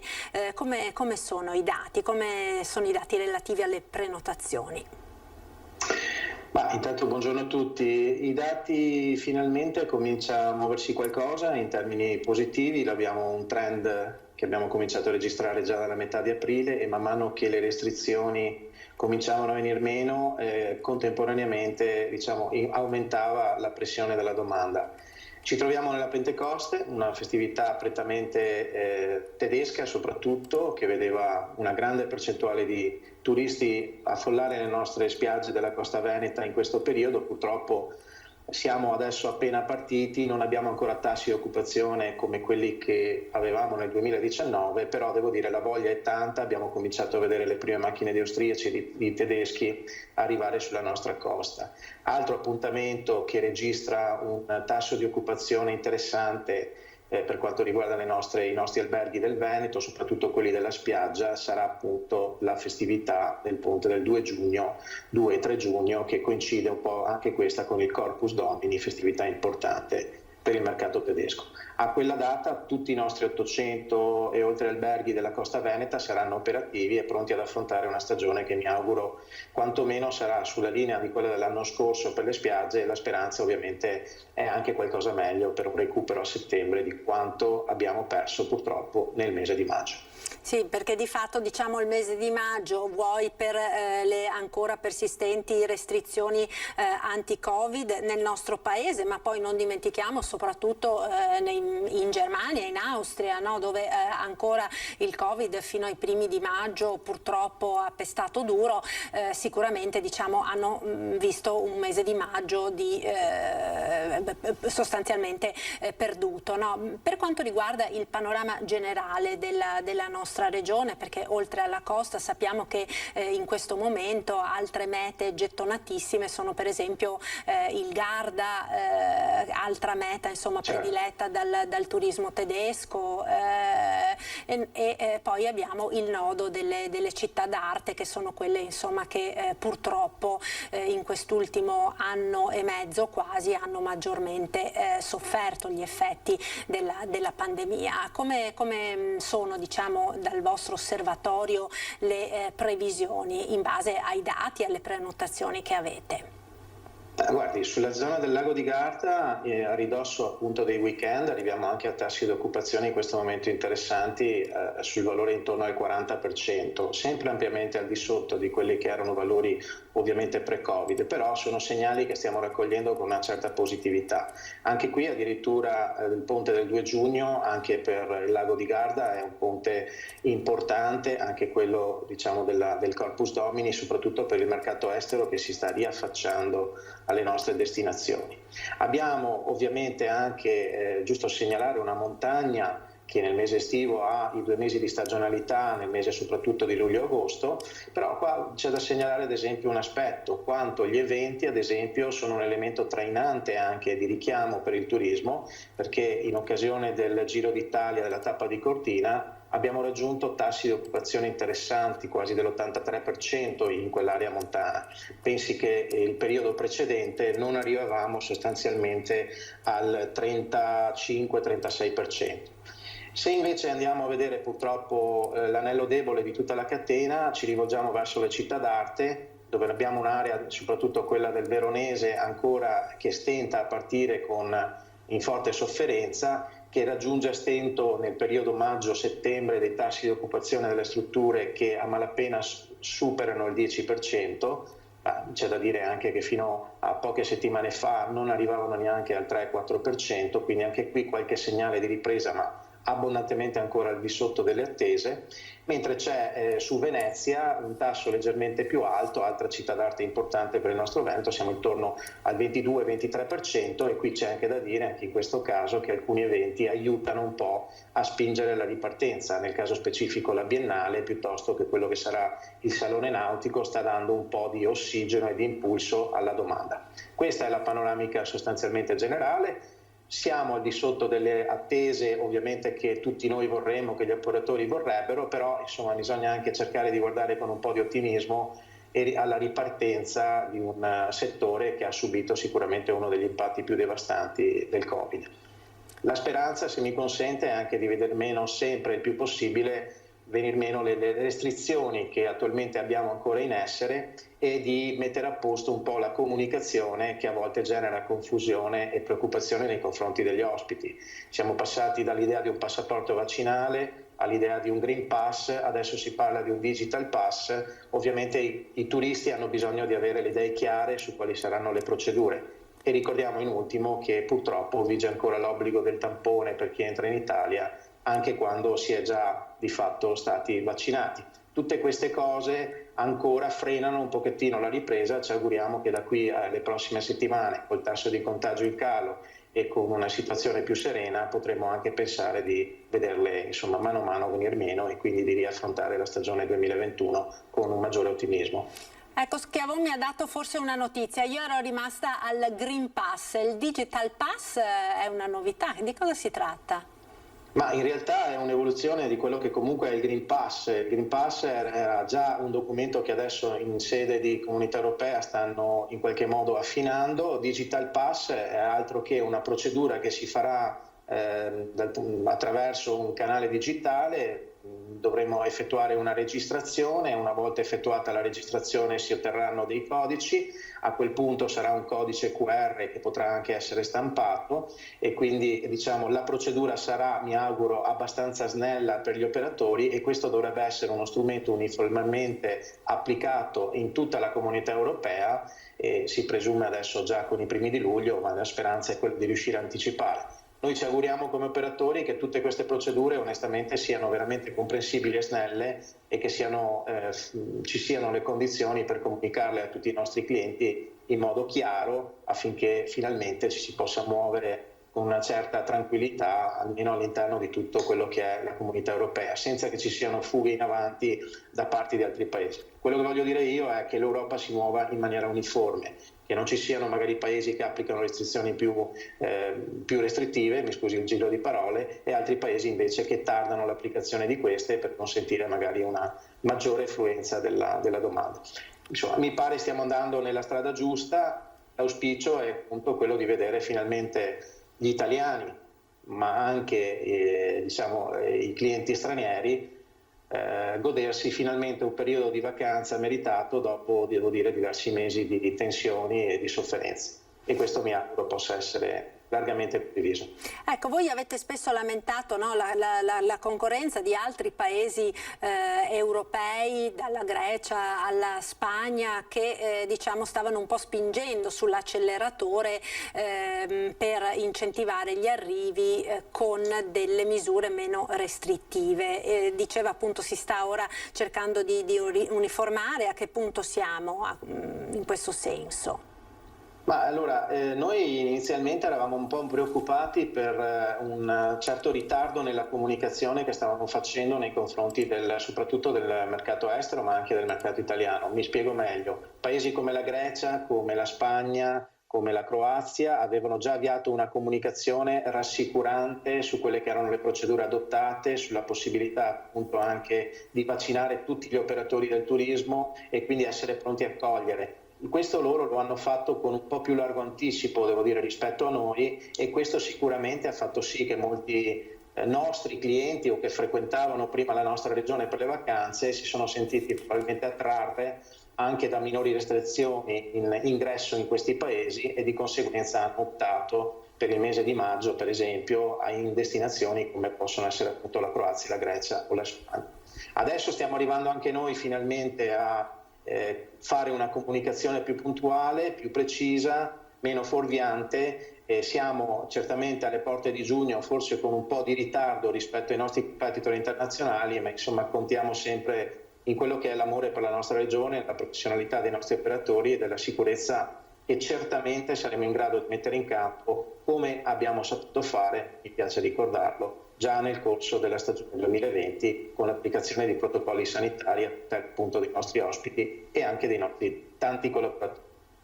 Certo, allora vedo che intanto si è collegato anche l'altro nostro ospite, Massimiliano, chiedo scusa, Schiavona, ecco adesso lo vedo, Paolo Bertolini, presidente del Consorzio di Promozione Turistica di Cavallino Tre Porti. Cavallino Tre Porti, una località balneare, un comune particolarmente diciamo votato al turismo plein air, al turismo all'aria aperta, con un polo di campeggi, diciamo che è sicuramente il più grande d'Europa.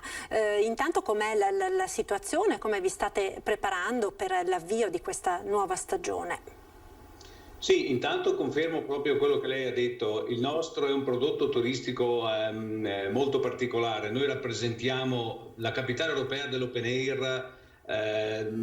air, quindi da noi gli ospiti vengono sostanzialmente per fare vacanza in campeggio che nel corso degli ultimi anni è molto evoluto.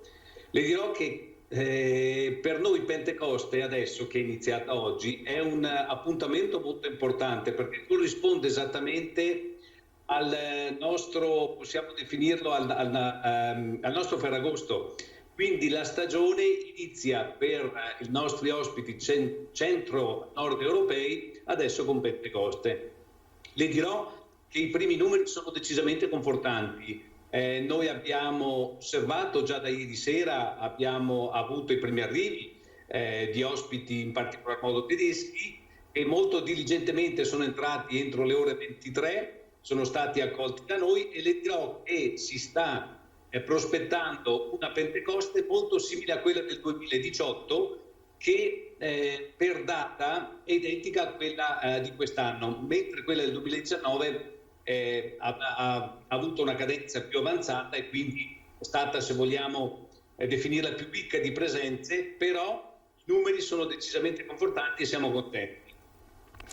Ecco, quindi sicuramente questa è una buona notizia. Per quanto riguarda diciamo, le misure di sicurezza, sentivamo no, prima per quanto riguarda gli hotel da Schiavona, questi protocolli che sono stati messi in atto già nella stagione precedente, ma che insomma tuttora continuano proprio per garantire delle vacanze sicure. Per quanto riguarda i campeggi, quali sono le novità e come vi siete organizzati? Beh, diciamo che i nostri campeggi hanno sempre, le nostre strutture hanno sempre lavorato in un regime molto attento di sanificazione, di controllo sanitario. e non abbiamo fatto altro rispetto all'anno scorso che a riproporre i protocolli chiaramente con i passaggi che l'esperienza ci ha insegnato durante quest'anno. Abbiamo lavorato molto bene tutti con un team molto propositivo in collaborazione con la Regione, con il nostro comune, con tutti i comuni della costa. Abbiamo sviluppato dei protocolli che hanno dato già l'anno scorso degli ottimi risultati. Infatti non ci sono stati dei casi di Covid e abbiamo passato una stagione assolutamente tranquilla. Questo proprio frutto, come diceva Massimiliano prima, di un lavoro di team che è stato fatto a tutti i livelli e ha portato assolutamente a dei risultati ottimi. E questo l'ennesima dimostrazione che il Veneto, quando si impone con tutta la rete che può mettere a disposizione,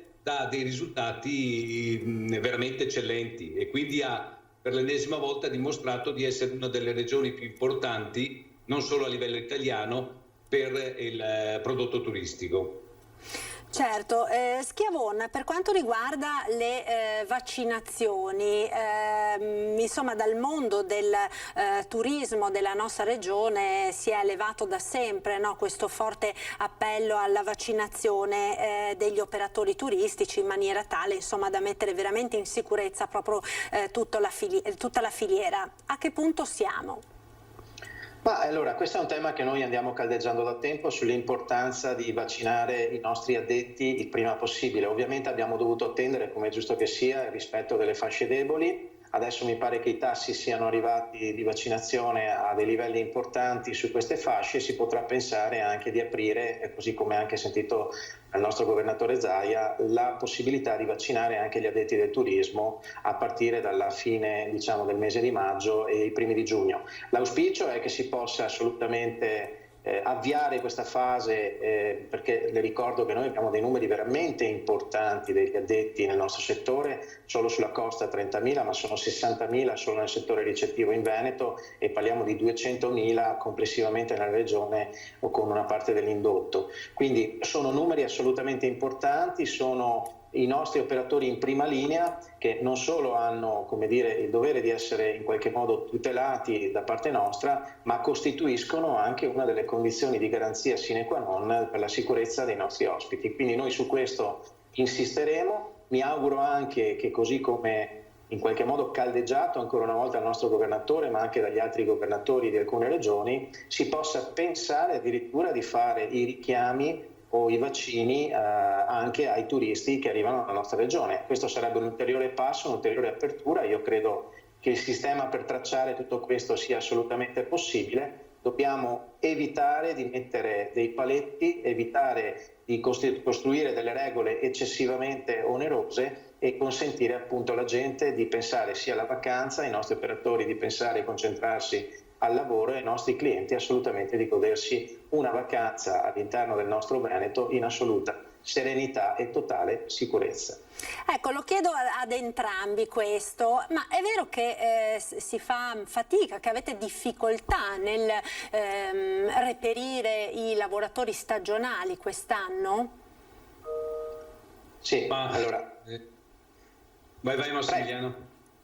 Non so se la domanda era rivolta. Ok, allora parto io, dopo so che il collega... Ad entrambi. Esatto. Allora, certamente ci sono delle figure professionali di alto livello, e mi riferisco magari ad alcune tipo gli chef, i maître, qualche chef de rang, alcune governanti. Sono figure professionali che probabilmente dopo un anno e mezzo di totale diciamo fermo del nostro settore, in qualche caso hanno scelto di cambiare lavoro fondamentalmente. Questo per noi è un grosso danno, perché sono profili per i quali diciamo, la formazione richiede dei tempi abbastanza lunghi, quindi è un fenomeno con il quale ci dovremo assolutamente confrontare. Io ritengo che ad esempio la classica stagione dei ragazzi dei nostri giovani che magari vengono per farsi la stagione estiva, finanziarsi gli studi. Da quel punto di vista non credo che abbiamo grandi problemi al momento a reperire delle professionalità. Il tema invece purtroppo è per coloro che hanno fatto una scelta di vita diversa e comprensibile per certi aspetti, perché molti di loro hanno famiglia alle spalle e quindi essere completamente fermi e senza lavoro per 1 anno e mezzo è una condizione non sostenibile, hanno scelto altri settori. Su questo ci sarà da fare ovviamente una profonda riflessione, perché per noi è strategicamente importante poterci avvalere di questi skill, di queste professionalità, perché adesso ancora più di prima è richiesta una maggiore professionalità e una maggiore competenza per riuscire a dare un livello alto qualitativo, e senza queste figure è difficile poter tenere il passo dei nostri competitor internazionali. Ecco, certo. Bertolini, nel vostro settore, perché insomma non dimentichiamo che adesso anche il settore dei campeggi punta moltissimo sulla qualità, no? In modo particolare a Cavallino Treporti ci sono moltissimi campeggi di altissimo livello, no? Che fanno proprio di quest'area, lo dicevamo in apertura, una delle più importanti dell'intera Europa. Sì, decisamente le confermo questo. Noi con i nostri circa 6 milioni e mezzo di presenze rappresentiamo quello che ha detto lei. L'ospite oggi non arriva da noi preparato, arriva molto preparato e, se posso anche dire, giustamente viziato, e noi dobbiamo cercare di coccolarlo in tutto quello che lui fa sul territorio, all'interno delle nostre aziende e fuori dalle nostre aziende. Questo comporta anche una specializzazione e una preparazione completamente diversa rispetto a quella a cui eravamo abituati un pochino di anni fa. Condivido con Massimiliano le difficoltà prime. Noi abbiamo cominciato a averle l'anno scorso, dove venivano fatte da alcuni dei nostri collaboratori delle scelte diverse perché l'incertezza non dava sicurezza. Però diciamo che ci sono stati anche un po' di episodi, e questi confermati da chi ha usufruito di contribuzioni date dallo Stato, che probabilmente hanno fatto pensare ad alcuni collaboratori, hanno fatto pensare a cose un attimino diverse rispetto a fare la stagione, che non è più la stagione di una volta. Dimentichiamoci la stagione di 1 mese o 2. Oggi parliamo di stagioni molto più lunghe. Noi lavoriamo minimo ormai 6 mesi, non ci concentriamo più su luglio ed agosto, ed anzi la tendenza e la nostra bravura e capacità consiste proprio nell'allungare le code di stagione. Ecco che i nostri collaboratori devono essere più preparati e anche disponibili a restare più tempo da noi. Ecco che determinate professionalità che prima erano solo stagionali diventano annuali, quindi le figure che si contraddistinguono perché interessate, perché amano questo tipo di lavoro, trovano assolutamente spazio in figure apicali all'interno delle nostre aziende. Ecco, parlavamo prima di tamponi, vige ancora l'obbligo per i turisti stranieri di presentare un tampone all'arrivo nelle nostre località. Vi state organizzando anche in questo senso? Sì, direi di sì.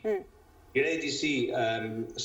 È sempre difficile riuscire a coordinare le esigenze di tutti i paesi. Io sostengo, ma non solo io, tutti i colleghi sosteniamo che un coordinamento europeo in queste situazioni è fondamentale, molto importante. Dobbiamo tenere anche presente che queste situazioni, grazie a Dio, non si presentano tutti gli anni. Di certo c'è che noi chiediamo, l'Italia chiede un tampone negativo per l'entrata, e la Germania, se parliamo di Germania, richiede un tampone negativo quando l'ospite, passato il suo periodo di vacanza in Italia, torna a casa. Ecco che all'inizio capire bene come funzionano questi meccanismi non è sempre così facile. Per fortuna adesso l'intervento delle autorità competenti ha permesso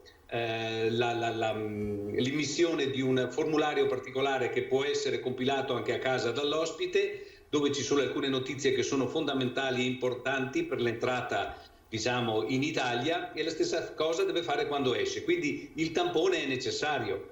Ci siamo chiaramente anche organizzati per chi non volesse rifarlo a casa, cosa che consigliamo caldamente, perché farlo a casa si è in un ambiente più, come dire, più consono, ci sono dei medici di riferimento che tutti quanti noi abbiamo, quindi noi consigliamo all'ospite di fare il tampone a casa sua al ritorno, ma volesse farlo anche da noi, le strutture e i territori si stanno organizzando anche per poter fare i tamponi a tutti coloro che ne facessero richiesta. Certo, Schiavone, anche per gli alberghi funziona così? Vi state attrezzando a queste nuove richieste? Ma assolutamente sì, dobbiamo assolutamente farlo e lo stiamo già facendo. Ovviamente stiamo chiedendo la collaborazione delle amministrazioni territoriali per individuare anche all'interno dei comuni, dei territori, degli hub dove sia possibile anche eseguire questa procedura senza troppe lungaggini, perché ricordiamo che poi il cliente non può stare in coda e in attesa per ottenere questi tamponi troppo a lungo, perché sono tutte ore sottratte alla sua vacanza.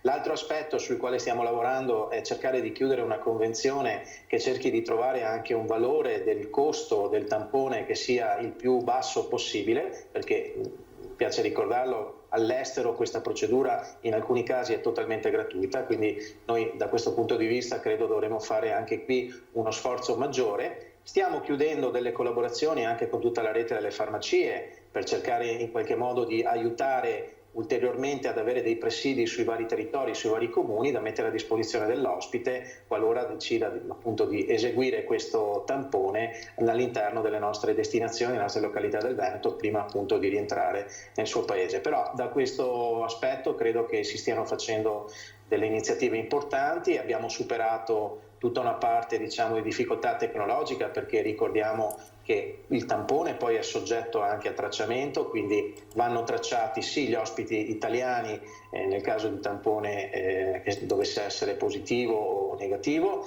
ma vanno anche emessi documenti possibilmente anche in lingua per consentire poi chi deve rientrare all'estero di avere un documento che sia comprensibile per il proprio paese, tutti aspetti insomma sui quali abbiamo lavorato e che credo siamo quasi arrivati a buon punto. Manca ancora onestamente qualche passaggio, ma vedo che insomma ci si sta lavorando con impegno. Ecco, insomma, per concludere ad entrambi chiedo che estate 2021 vi aspettate. Bertolini. Ma noi ci aspettiamo un'estate positiva, noi siamo assolutamente positivi. È stato molto bello vedere i primi equipaggi, guardi, le racconto degli episodi, oserei dire quasi commoventi, ospiti che arrivano dopo aver viaggiato ore e ore, che avrebbero voglia di abbracciare i nostri collaboratori che ormai magari conoscono da anni, con questo desiderio veramente di fare la vacanza e di farla da noi, di farla sui nostri territori.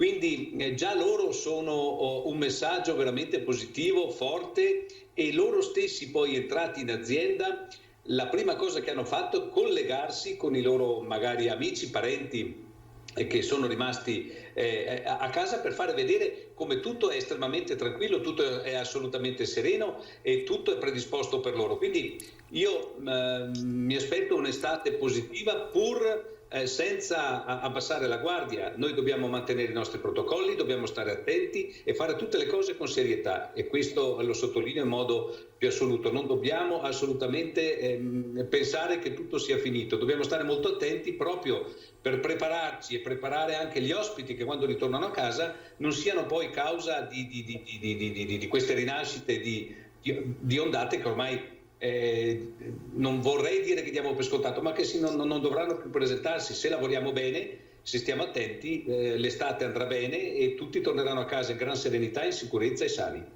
Ecco, Schiavone, che estate sarà? Che estate 2021 vi aspettate? Ma noi abbiamo il dovere di essere positivi, anche se questo è un termine che oggi bisognerebbe usare al contrario, insomma ottimisti, ecco, preferisco usare questa espressione. Siamo ottimisti, contiamo di fare, mi auguro, una stagione migliore ancora di quella del 2020 che abbiamo passato, che tutto sommato quantomeno sulle coste ha tenuto abbastanza, ma il mio pensiero ovviamente non può non andare a una ripresa delle nostre città d'arte, che in questo momento sono l'anello più debole di grande sofferenza. Poi l'auspicio è che se noi faremmo il lavoro in maniera seria, come sono certo gli operatori faranno a garanzia appunto della salute di tutti questi ospiti, questo consentirà anche di costituire un elemento diciamo di buon auspicio anche per la stagione invernale, che era stata compromessa dal provvedimento molto sottodata che ricordiamo tutti, mi riferisco alla stagione invernale e alla chiusura degli impianti.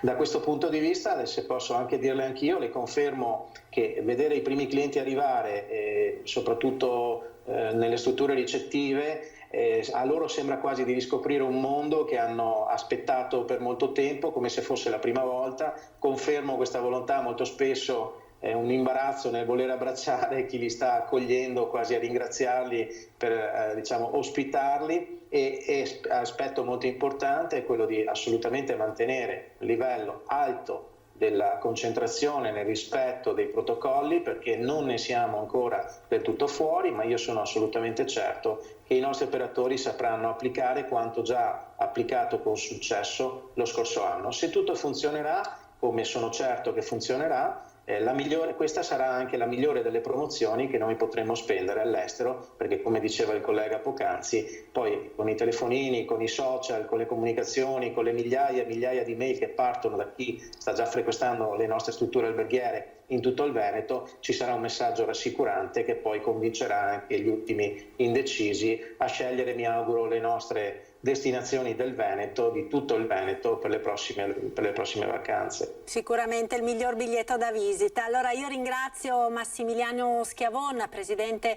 di Federalberghi Veneto, e Paolo Bertolini, presidente del Consorzio di Promozione Turistica di Cavallino Tre Porti, per essere stati con noi ed averci illustrato insomma la situazione sul territorio proprio in questa prima fase di riapertura effettiva insomma della stagione estiva 2021. Grazie ad entrambi, buon lavoro a tutti e due. Un saluto. Grazie. Salve. Grazie.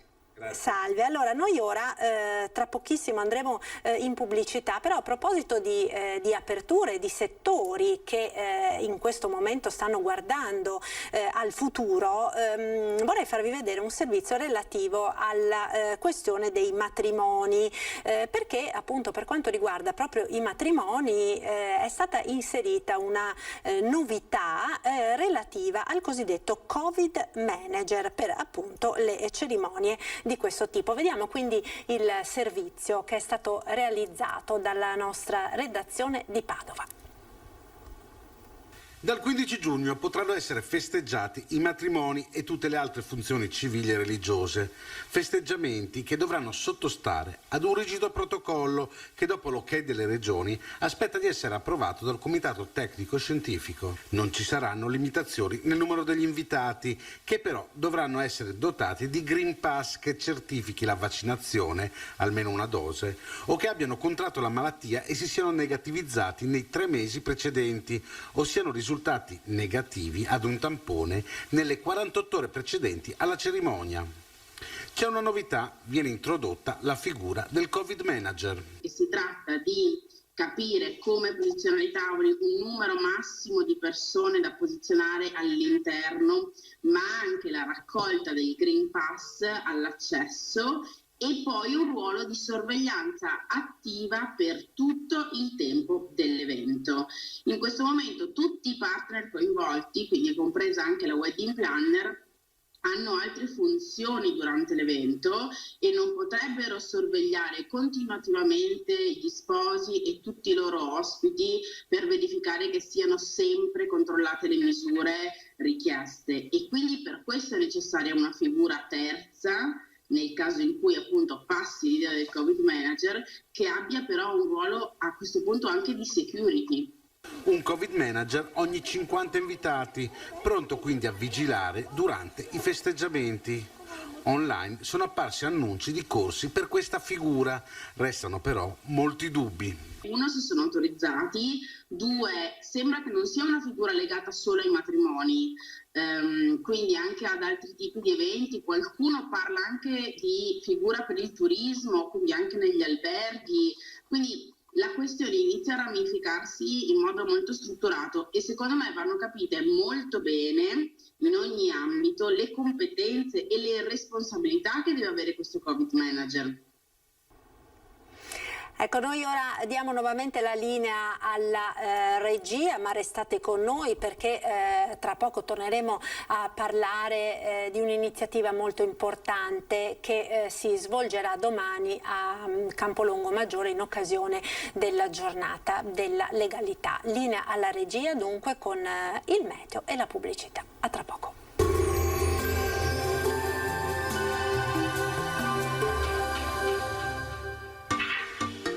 Tremonti, attrezzature e materiale per saldatura professionale a Montebelluna. Benvenuti al meteo. Una perturbazione atlantica attraversa il nostro territorio. Avremo un weekend che localmente sarà alquanto variabile. Vediamo insieme il dettaglio di sabato 22 maggio. Sul Veneto cielo molto nuvoloso ovunque, salvo parziali schiarite più probabili in pianura. Qualche fase di precipitazioni sarà possibile soprattutto a partire dalle ore centrali sulle zone montane, ma occasionali acquazzoni non si escludono anche sul resto della regione. Temperature in lieve aumento, minime tra 8 e 14 gradi, valori massimi compresi invece tra i 18 e i 24 gradi all'incirca. Ci spostiamo ora sul Friuli Venezia Giulia, anche qui rovesci dappertutto, soprattutto al mattino. In serata invece sarà possibile qualche pausa più asciutta. Temperature minime tra 9 e 12 gradi, massime comprese invece tra i 21 e i 23 gradi. Infine uno sguardo alla situazione del Trentino Alto Adige, dove il tempo risulterà spiccatamente instabile con temporali piuttosto diffusi. Temperature minime intorno agli 8-9 gradi, massime sui 21-22 gradi all'incirca. Dal meteo di Antena 3 per ora è tutto, grazie per l'attenzione e arrivederci.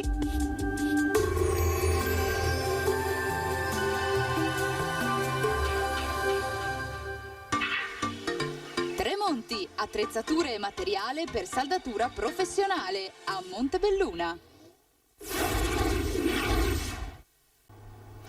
Eccoci nuovamente in diretta con il nostro telegiornale, ultima mezz'ora di diretta nella quale parleremo di mafie e di legalità, perché domani, domenica 23 maggio, nell'anno del 29esimo anniversario delle stragi di Capaci e di Via D'Amelio, si celebra appunto la giornata della legalità con molte iniziative. Tra le tante vogliamo focalizzarci su una in particolare. Saluto quindi intanto gli ospiti che abbiamo in collegamento: Andrea Zampieri, sindaco di Campolongo Maggiore, e Marco Lombardi, referente di Libera per il Veneto. Buongiorno, grazie per essere con noi.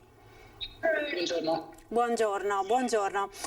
Andrea Zampieri, comincerei con lei perché appunto a Campolongo Maggiore quella di domani sarà una giornata particolare, una giornata importante. Come avete deciso di celebrare la giornata della legalità in un comune che, lo sappiamo, è diventato il simbolo, no, della mafia nel nostro territorio, perché lì abitava appunto il boss della Mala del Brenta, Felice Maniero? Sì, intanto vi ringrazio dell'attenzione che avete potuto dare a questa iniziativa per il mio comune, per i cittadini importanti che danno segnali di in qualche modo di riscatto e di cambiamento di marcia del nostro comune. Noi domani daremo un segnale forte nei confronti della mafia, perché celebreremo una messa all'interno di quello che ora non si chiama più ex Villa Maniero, ma si chiama, e sono orgoglioso di dirlo, Villa Cristina Pavesi, perché abbiamo deciso di dare voce alle vittime della mafia, in questo caso a una giovane donna, Cristina Pavesi, che è morta a causa purtroppo di Felice Maniero e della sua banda. E quindi abbiamo deciso di ribaltare in qualche modo l'impostazione solida di vedere le cose, di dar voce invece a chi subisce le malefatte della mafia e della malavita. E quindi celebreremo una messa proprio in ricordo sia di Giovanni Falcone, ma anche di Cristina e di un'altra persona vicina a Campolongo Maggiore che ogni anno è sempre rimasta presente con noi. Io ho avuto l'onore sedermi più volte al tavolo e discutere con Francesco Saverio Pavone, che purtroppo ci ha lasciato a causa di questo maledetto Covid, però una persona senza la quale non potremmo oggi dire che la Mara del Brenta è stata un evento mafioso nel nostro paese a livello nazionale, quindi a lui va questo nostro ricordo, oltre che appunto a Cristina e anche a Giovanni Falcone. Quindi credo sia un'iniziativa per noi importante, insomma, un bel cambio di marcia per il nostro paese, ma credo anche per tutta l'Italia. Certo, Marco Lombardo, referente di Libera per il Veneto, fresco di questo nuovo incarico, no? Importante sicuramente. La giornata della legalità, diciamo, per un'associazione come Libera, che sappiamo si è sempre fortemente impegnata proprio per combattere le mafie, che significato ha? Ha un significato... No, c'è qualche problema di segnale, di collegamento? Perché dobbiamo ricordare... Arriva l'appunto? Abbiamo qualche problema, la vediamo un po' a salti, forse dipende dalla linea, non lo so. Adesso la vedo e mi sembra... No, c'è qualche problema. Vediamo se riusciamo con la regia in qualche maniera a ottimizzare il collegamento con Marco Lombardo di Libera. Ecco, allora nel frattempo allora io vorrei farvi sentire un'intervista che abbiamo realizzato con la zia di Cristina Pavesi, Michela Pavesi, la zia di questa ragazza che appunto, come ricordava il sindaco, ha perso la vita nell'attentato al treno a Vigonza, è rimasta vittima insomma della mafia, e la zia ha voluto raccogliere il testimone di questa ragazza portandolo avanti per tanti anni con moltissime iniziative, proprio alla vigilia della intitolazione appunto di quella che era la villa di Maniero a sua nipote Cristina. Sentiamo che cosa ci ha detto. Io sono molto emozionata per questa cosa, perché penso che lì dove c'era la mafia, dove si organizzavano rapine, furti, rapimenti anche, perché ricordiamo che la banda di Maniero ha anche compiuto dei rapimenti, ci sarà invece la legalità, la sede della legalità. E questo mi sembra bellissimo, perché dove c'era il male ora ci sarà il bene. Mia nipote era figlia di mio fratello maggiore, di Luigi, ed era la mia prima nipote, quindi si immagini come era aspettata, cioè è stata veramente una gioia.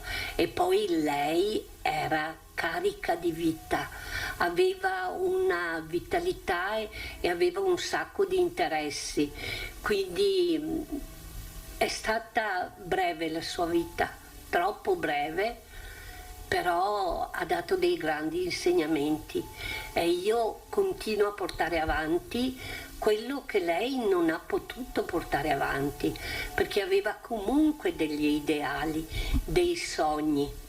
E io dico che devono essere i ragazzi di adesso a portare avanti gli ideali e i sogni di Cristina, perché questo è.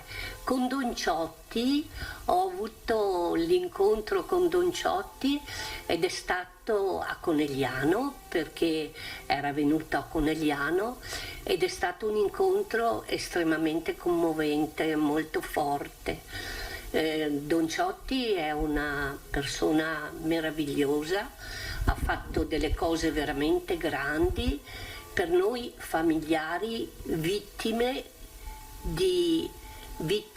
familiari di vittime di mafia. E quindi io sono grata a Don Ciotti. Un'altra associazione con cui lavoro benissimo. Io dico lavoro nel senso che collaboro, vado nelle scuole a manifestazioni, è Avviso Pubblico. Avviso Pubblico è presente in tutti i comuni, anche nel comune di Treviso, per fortuna anche nel nostro comune, proprio per portare avanti un discorso di legalità. Io porto avanti il nome di Cristina proprio anche per questo, per svegliare le coscienze dei ragazzi, perché sono il nostro presente e il nostro futuro. Mai mafia, mai, mai. È che quando è morta Cristina noi non avevamo questa coscienza nel nostro territorio, perché non sapevamo che c'era questo problema. Lo immaginavamo sempre al sud, lontano da noi, mentre invece l'avevamo qui in casa, perché ricordiamo che l'unica mafia autoctona era proprio quella di Felice Maniero. Maniero no, non l'ho mai incontrato. Comunque, se mi chiedesse di essere perdonato, direi assolutamente di no, perché il perdono è una cosa importante e bisogna che la persona che ha fatto il male cambi. Mentre ho incontrato Paolo Pattarello e Gilberto Sorgatto. Paolo Pattarello era proprio nel treno insieme a Maniero quando è morta Cristina e ha fermato il treno, il diretto che andava da Venezia a Milano, dove è successa la rapina. E ho incontrato anche Gilberto Sorgatto e lui era nella massicciata.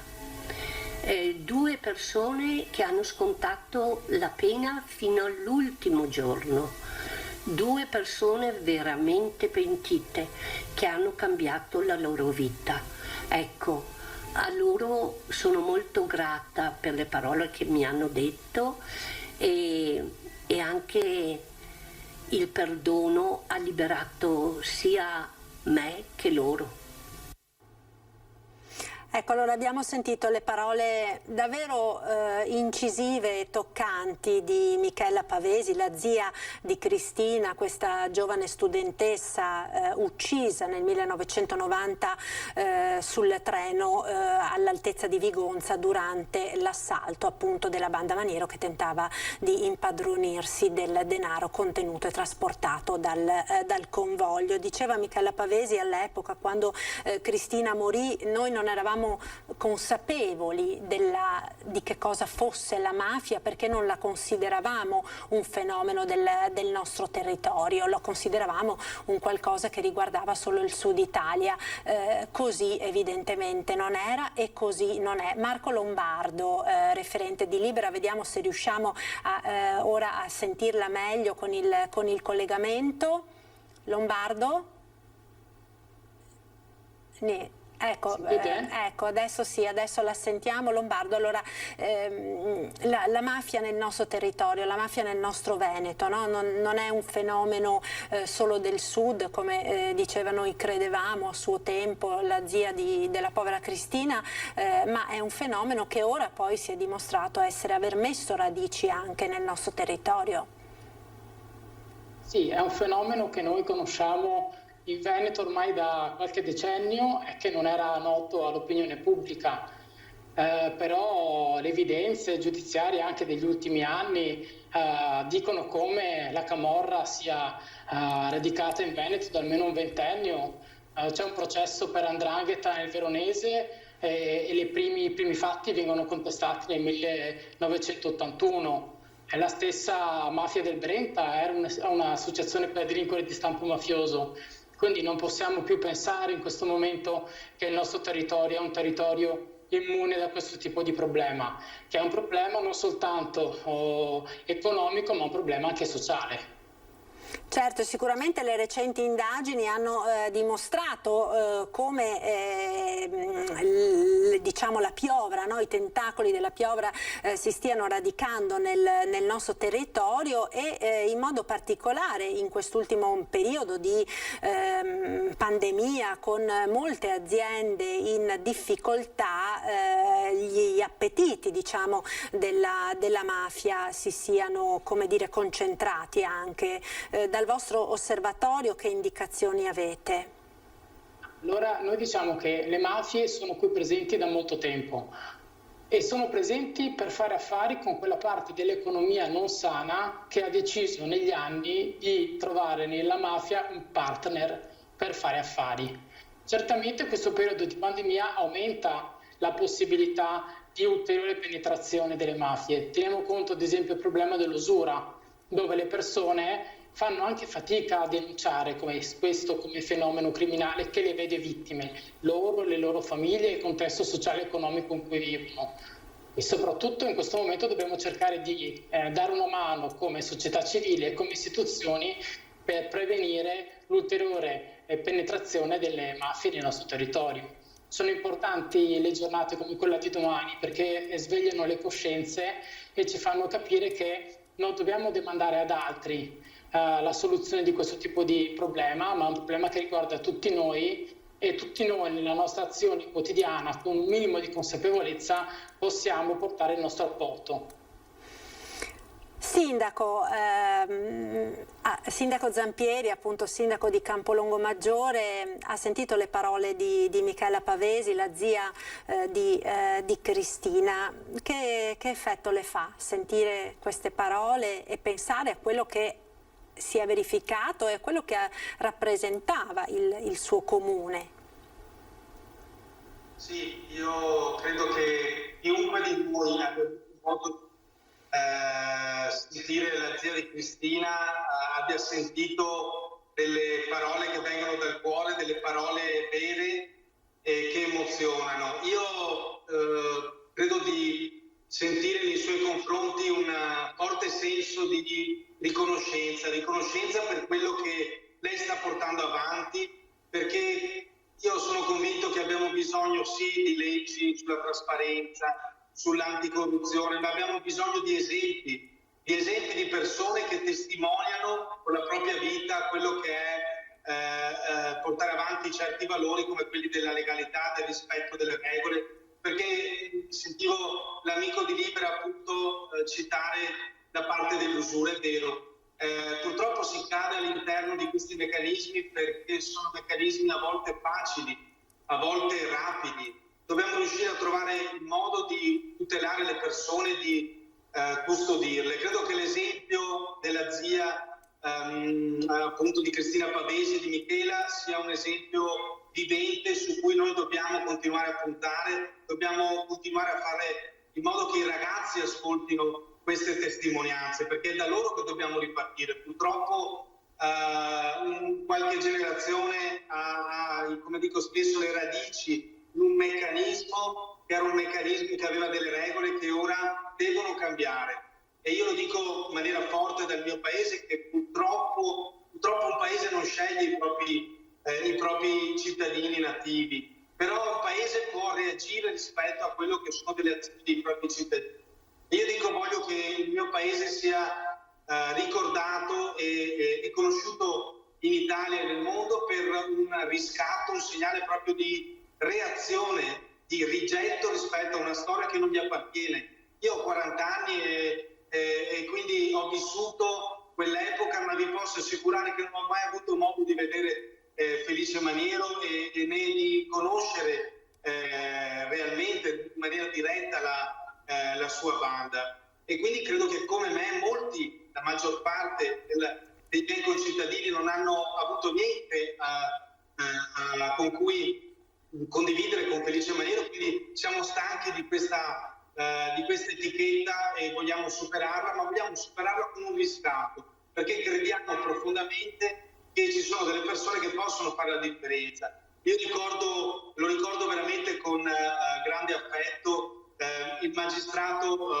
Pavone che si è impegnato, e guardate, la differenza non è solo dell'azione che ha fatto lui da un punto di vista giudiziario, ma è stata una vicinanza del paese. Lui in pensione veniva da noi per continuare a lanciare un messaggio.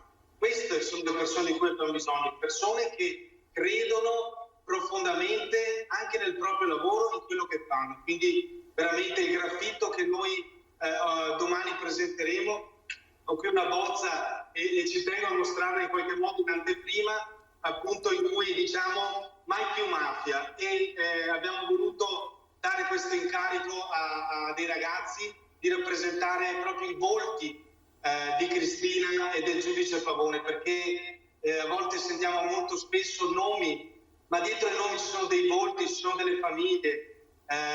Michele ha perso sua nipote e quindi è importante dare appunto dietro ai nomi dei volti, e quindi noi ci mettiamo la faccia e vogliamo che tutti ci mettano la faccia per combattere appunto l'illegalità, che sia la mafia, che sia qualsiasi forma di non rispetto della giustizia sociale.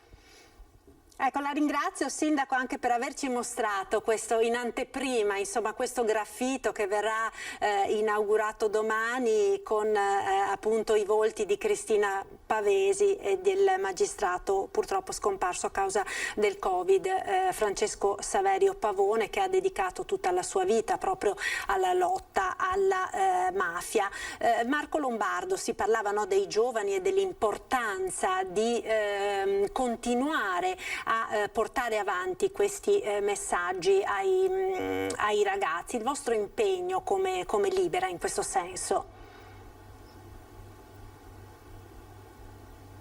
Sì, noi da anni portiamo avanti dei percorsi di formazione per le scuole, per i ragazzi, perché è importante che loro crescano conoscendo le realtà dove vivono, dove cresceranno, dove vivranno, e possono essere protagonisti della loro vita, protagonisti facendo delle scelte, e delle scelte che siano scelte di contrasto e delle scelte di superamento di quelle che sono le criticità, le difficoltà, le ingiustizie che le mafie portano anche nel nostro territorio. I giovani sono portatori di idealismi che noi dobbiamo coltivare per far sì che poi diventino carne, e quindi è importante partire da loro, perché tramite loro noi avremo la possibilità concreta di risolvere questo tipo di problema che riguarda tutti noi. Poi per quanto riguarda Cristina, io voglio dire che l'omicidio di Cristina ha portato una ferita non soltanto alla sua famiglia, ma a tutti noi che potevamo crescere avendo lei al nostro fianco e potendola conoscere nello sviluppo delle nostre vite. Io sono originario di Conegliano e quindi ulteriormente sento la vicinanza rispetto a questa storia. Ecco, perché ricordiamo Cristina Pavesi era una studentessa che abitava a Conegliano, e a Conegliano stava ritornando in quella maledetta serata del dicembre del 1990, stava ritornando a casa dall'università, no? Quando il treno venne assaltato dalla banda Maniero, che fece esplodere le carrozze, i due treni, il treno dove era contenuto il denaro che la banda voleva assaltare è passato proprio a fianco al treno di pendolari che rientravano a casa, e la deflagrazione ha appunto provocato la morte di Cristina. Io vi ringrazio davvero per essere stati con noi quest'oggi e per aver sottolineato l'importanza della cultura della legalità e di portare avanti la cultura della legalità con degli esempi così importanti come quelli che abbiamo citato. Grazie quindi ad Andrea Zampieri, sindaco di Campolongo Maggiore, grazie a Marco Lombardo, referente di Libera per il Veneto. Un saluto e una buona giornata. Naturalmente l'appuntamento è domani mattina a Campolongo per la giornata della legalità. Un saluto, grazie. Grazie mille. Grazie ad entrambi. Allora abbiamo ancora davvero poco tempo prima di chiudere la diretta. C'è un servizio che volevo proporvi ritornando in provincia di Treviso perché sta tenendo particolare, sta suscitando particolare dibattito la situazione che si è venuta a creare nell'area del comune di Ciano del Montello, di Crocetta del Montello, in particolare appunto a Ciano, per la realizzazione del bacino di laminazione per prevenire le grandi piene del Piave. Siamo ormai arrivati davvero allo scontro aperto tra comune e regione. Sentiamo. Abbiamo cercato in tutti i modi di condividere con il comune di Crocetta la progettazione da fare insieme e non c'è stato verso, adesso c'è un ricorso e il Tribunale deciderà. Lo scontro da politico è diventato giudiziario con il ricorso al Tribunale delle Acque di Roma, già perché il comune di Crocetta ha impugnato la delibera 302 della Regione risalente al marzo di quest'anno che avvia le procedure per la gara di progettazione del bacino di laminazione sulle Grave a Ciano, opera che consentirebbe di invasare circa 35 milioni di metri cubi d'acqua, così da abbattere eventuali colmi di piena del Piave. Questo intervento va a cancellare un terzo del territorio di Crocetta. Io credo che qualsiasi sindaco, se si mette nei miei panni, sarebbe preoccupatissima. Il ricorso non sospende l'iter, con la prima udienza fissata il 22 settembre. Sul tavolo ci sarà il piano stralcio di sicurezza idraulica del Piave, dove, dice il sindaco, gli interventi prioritari erano stati individuati in altre zone.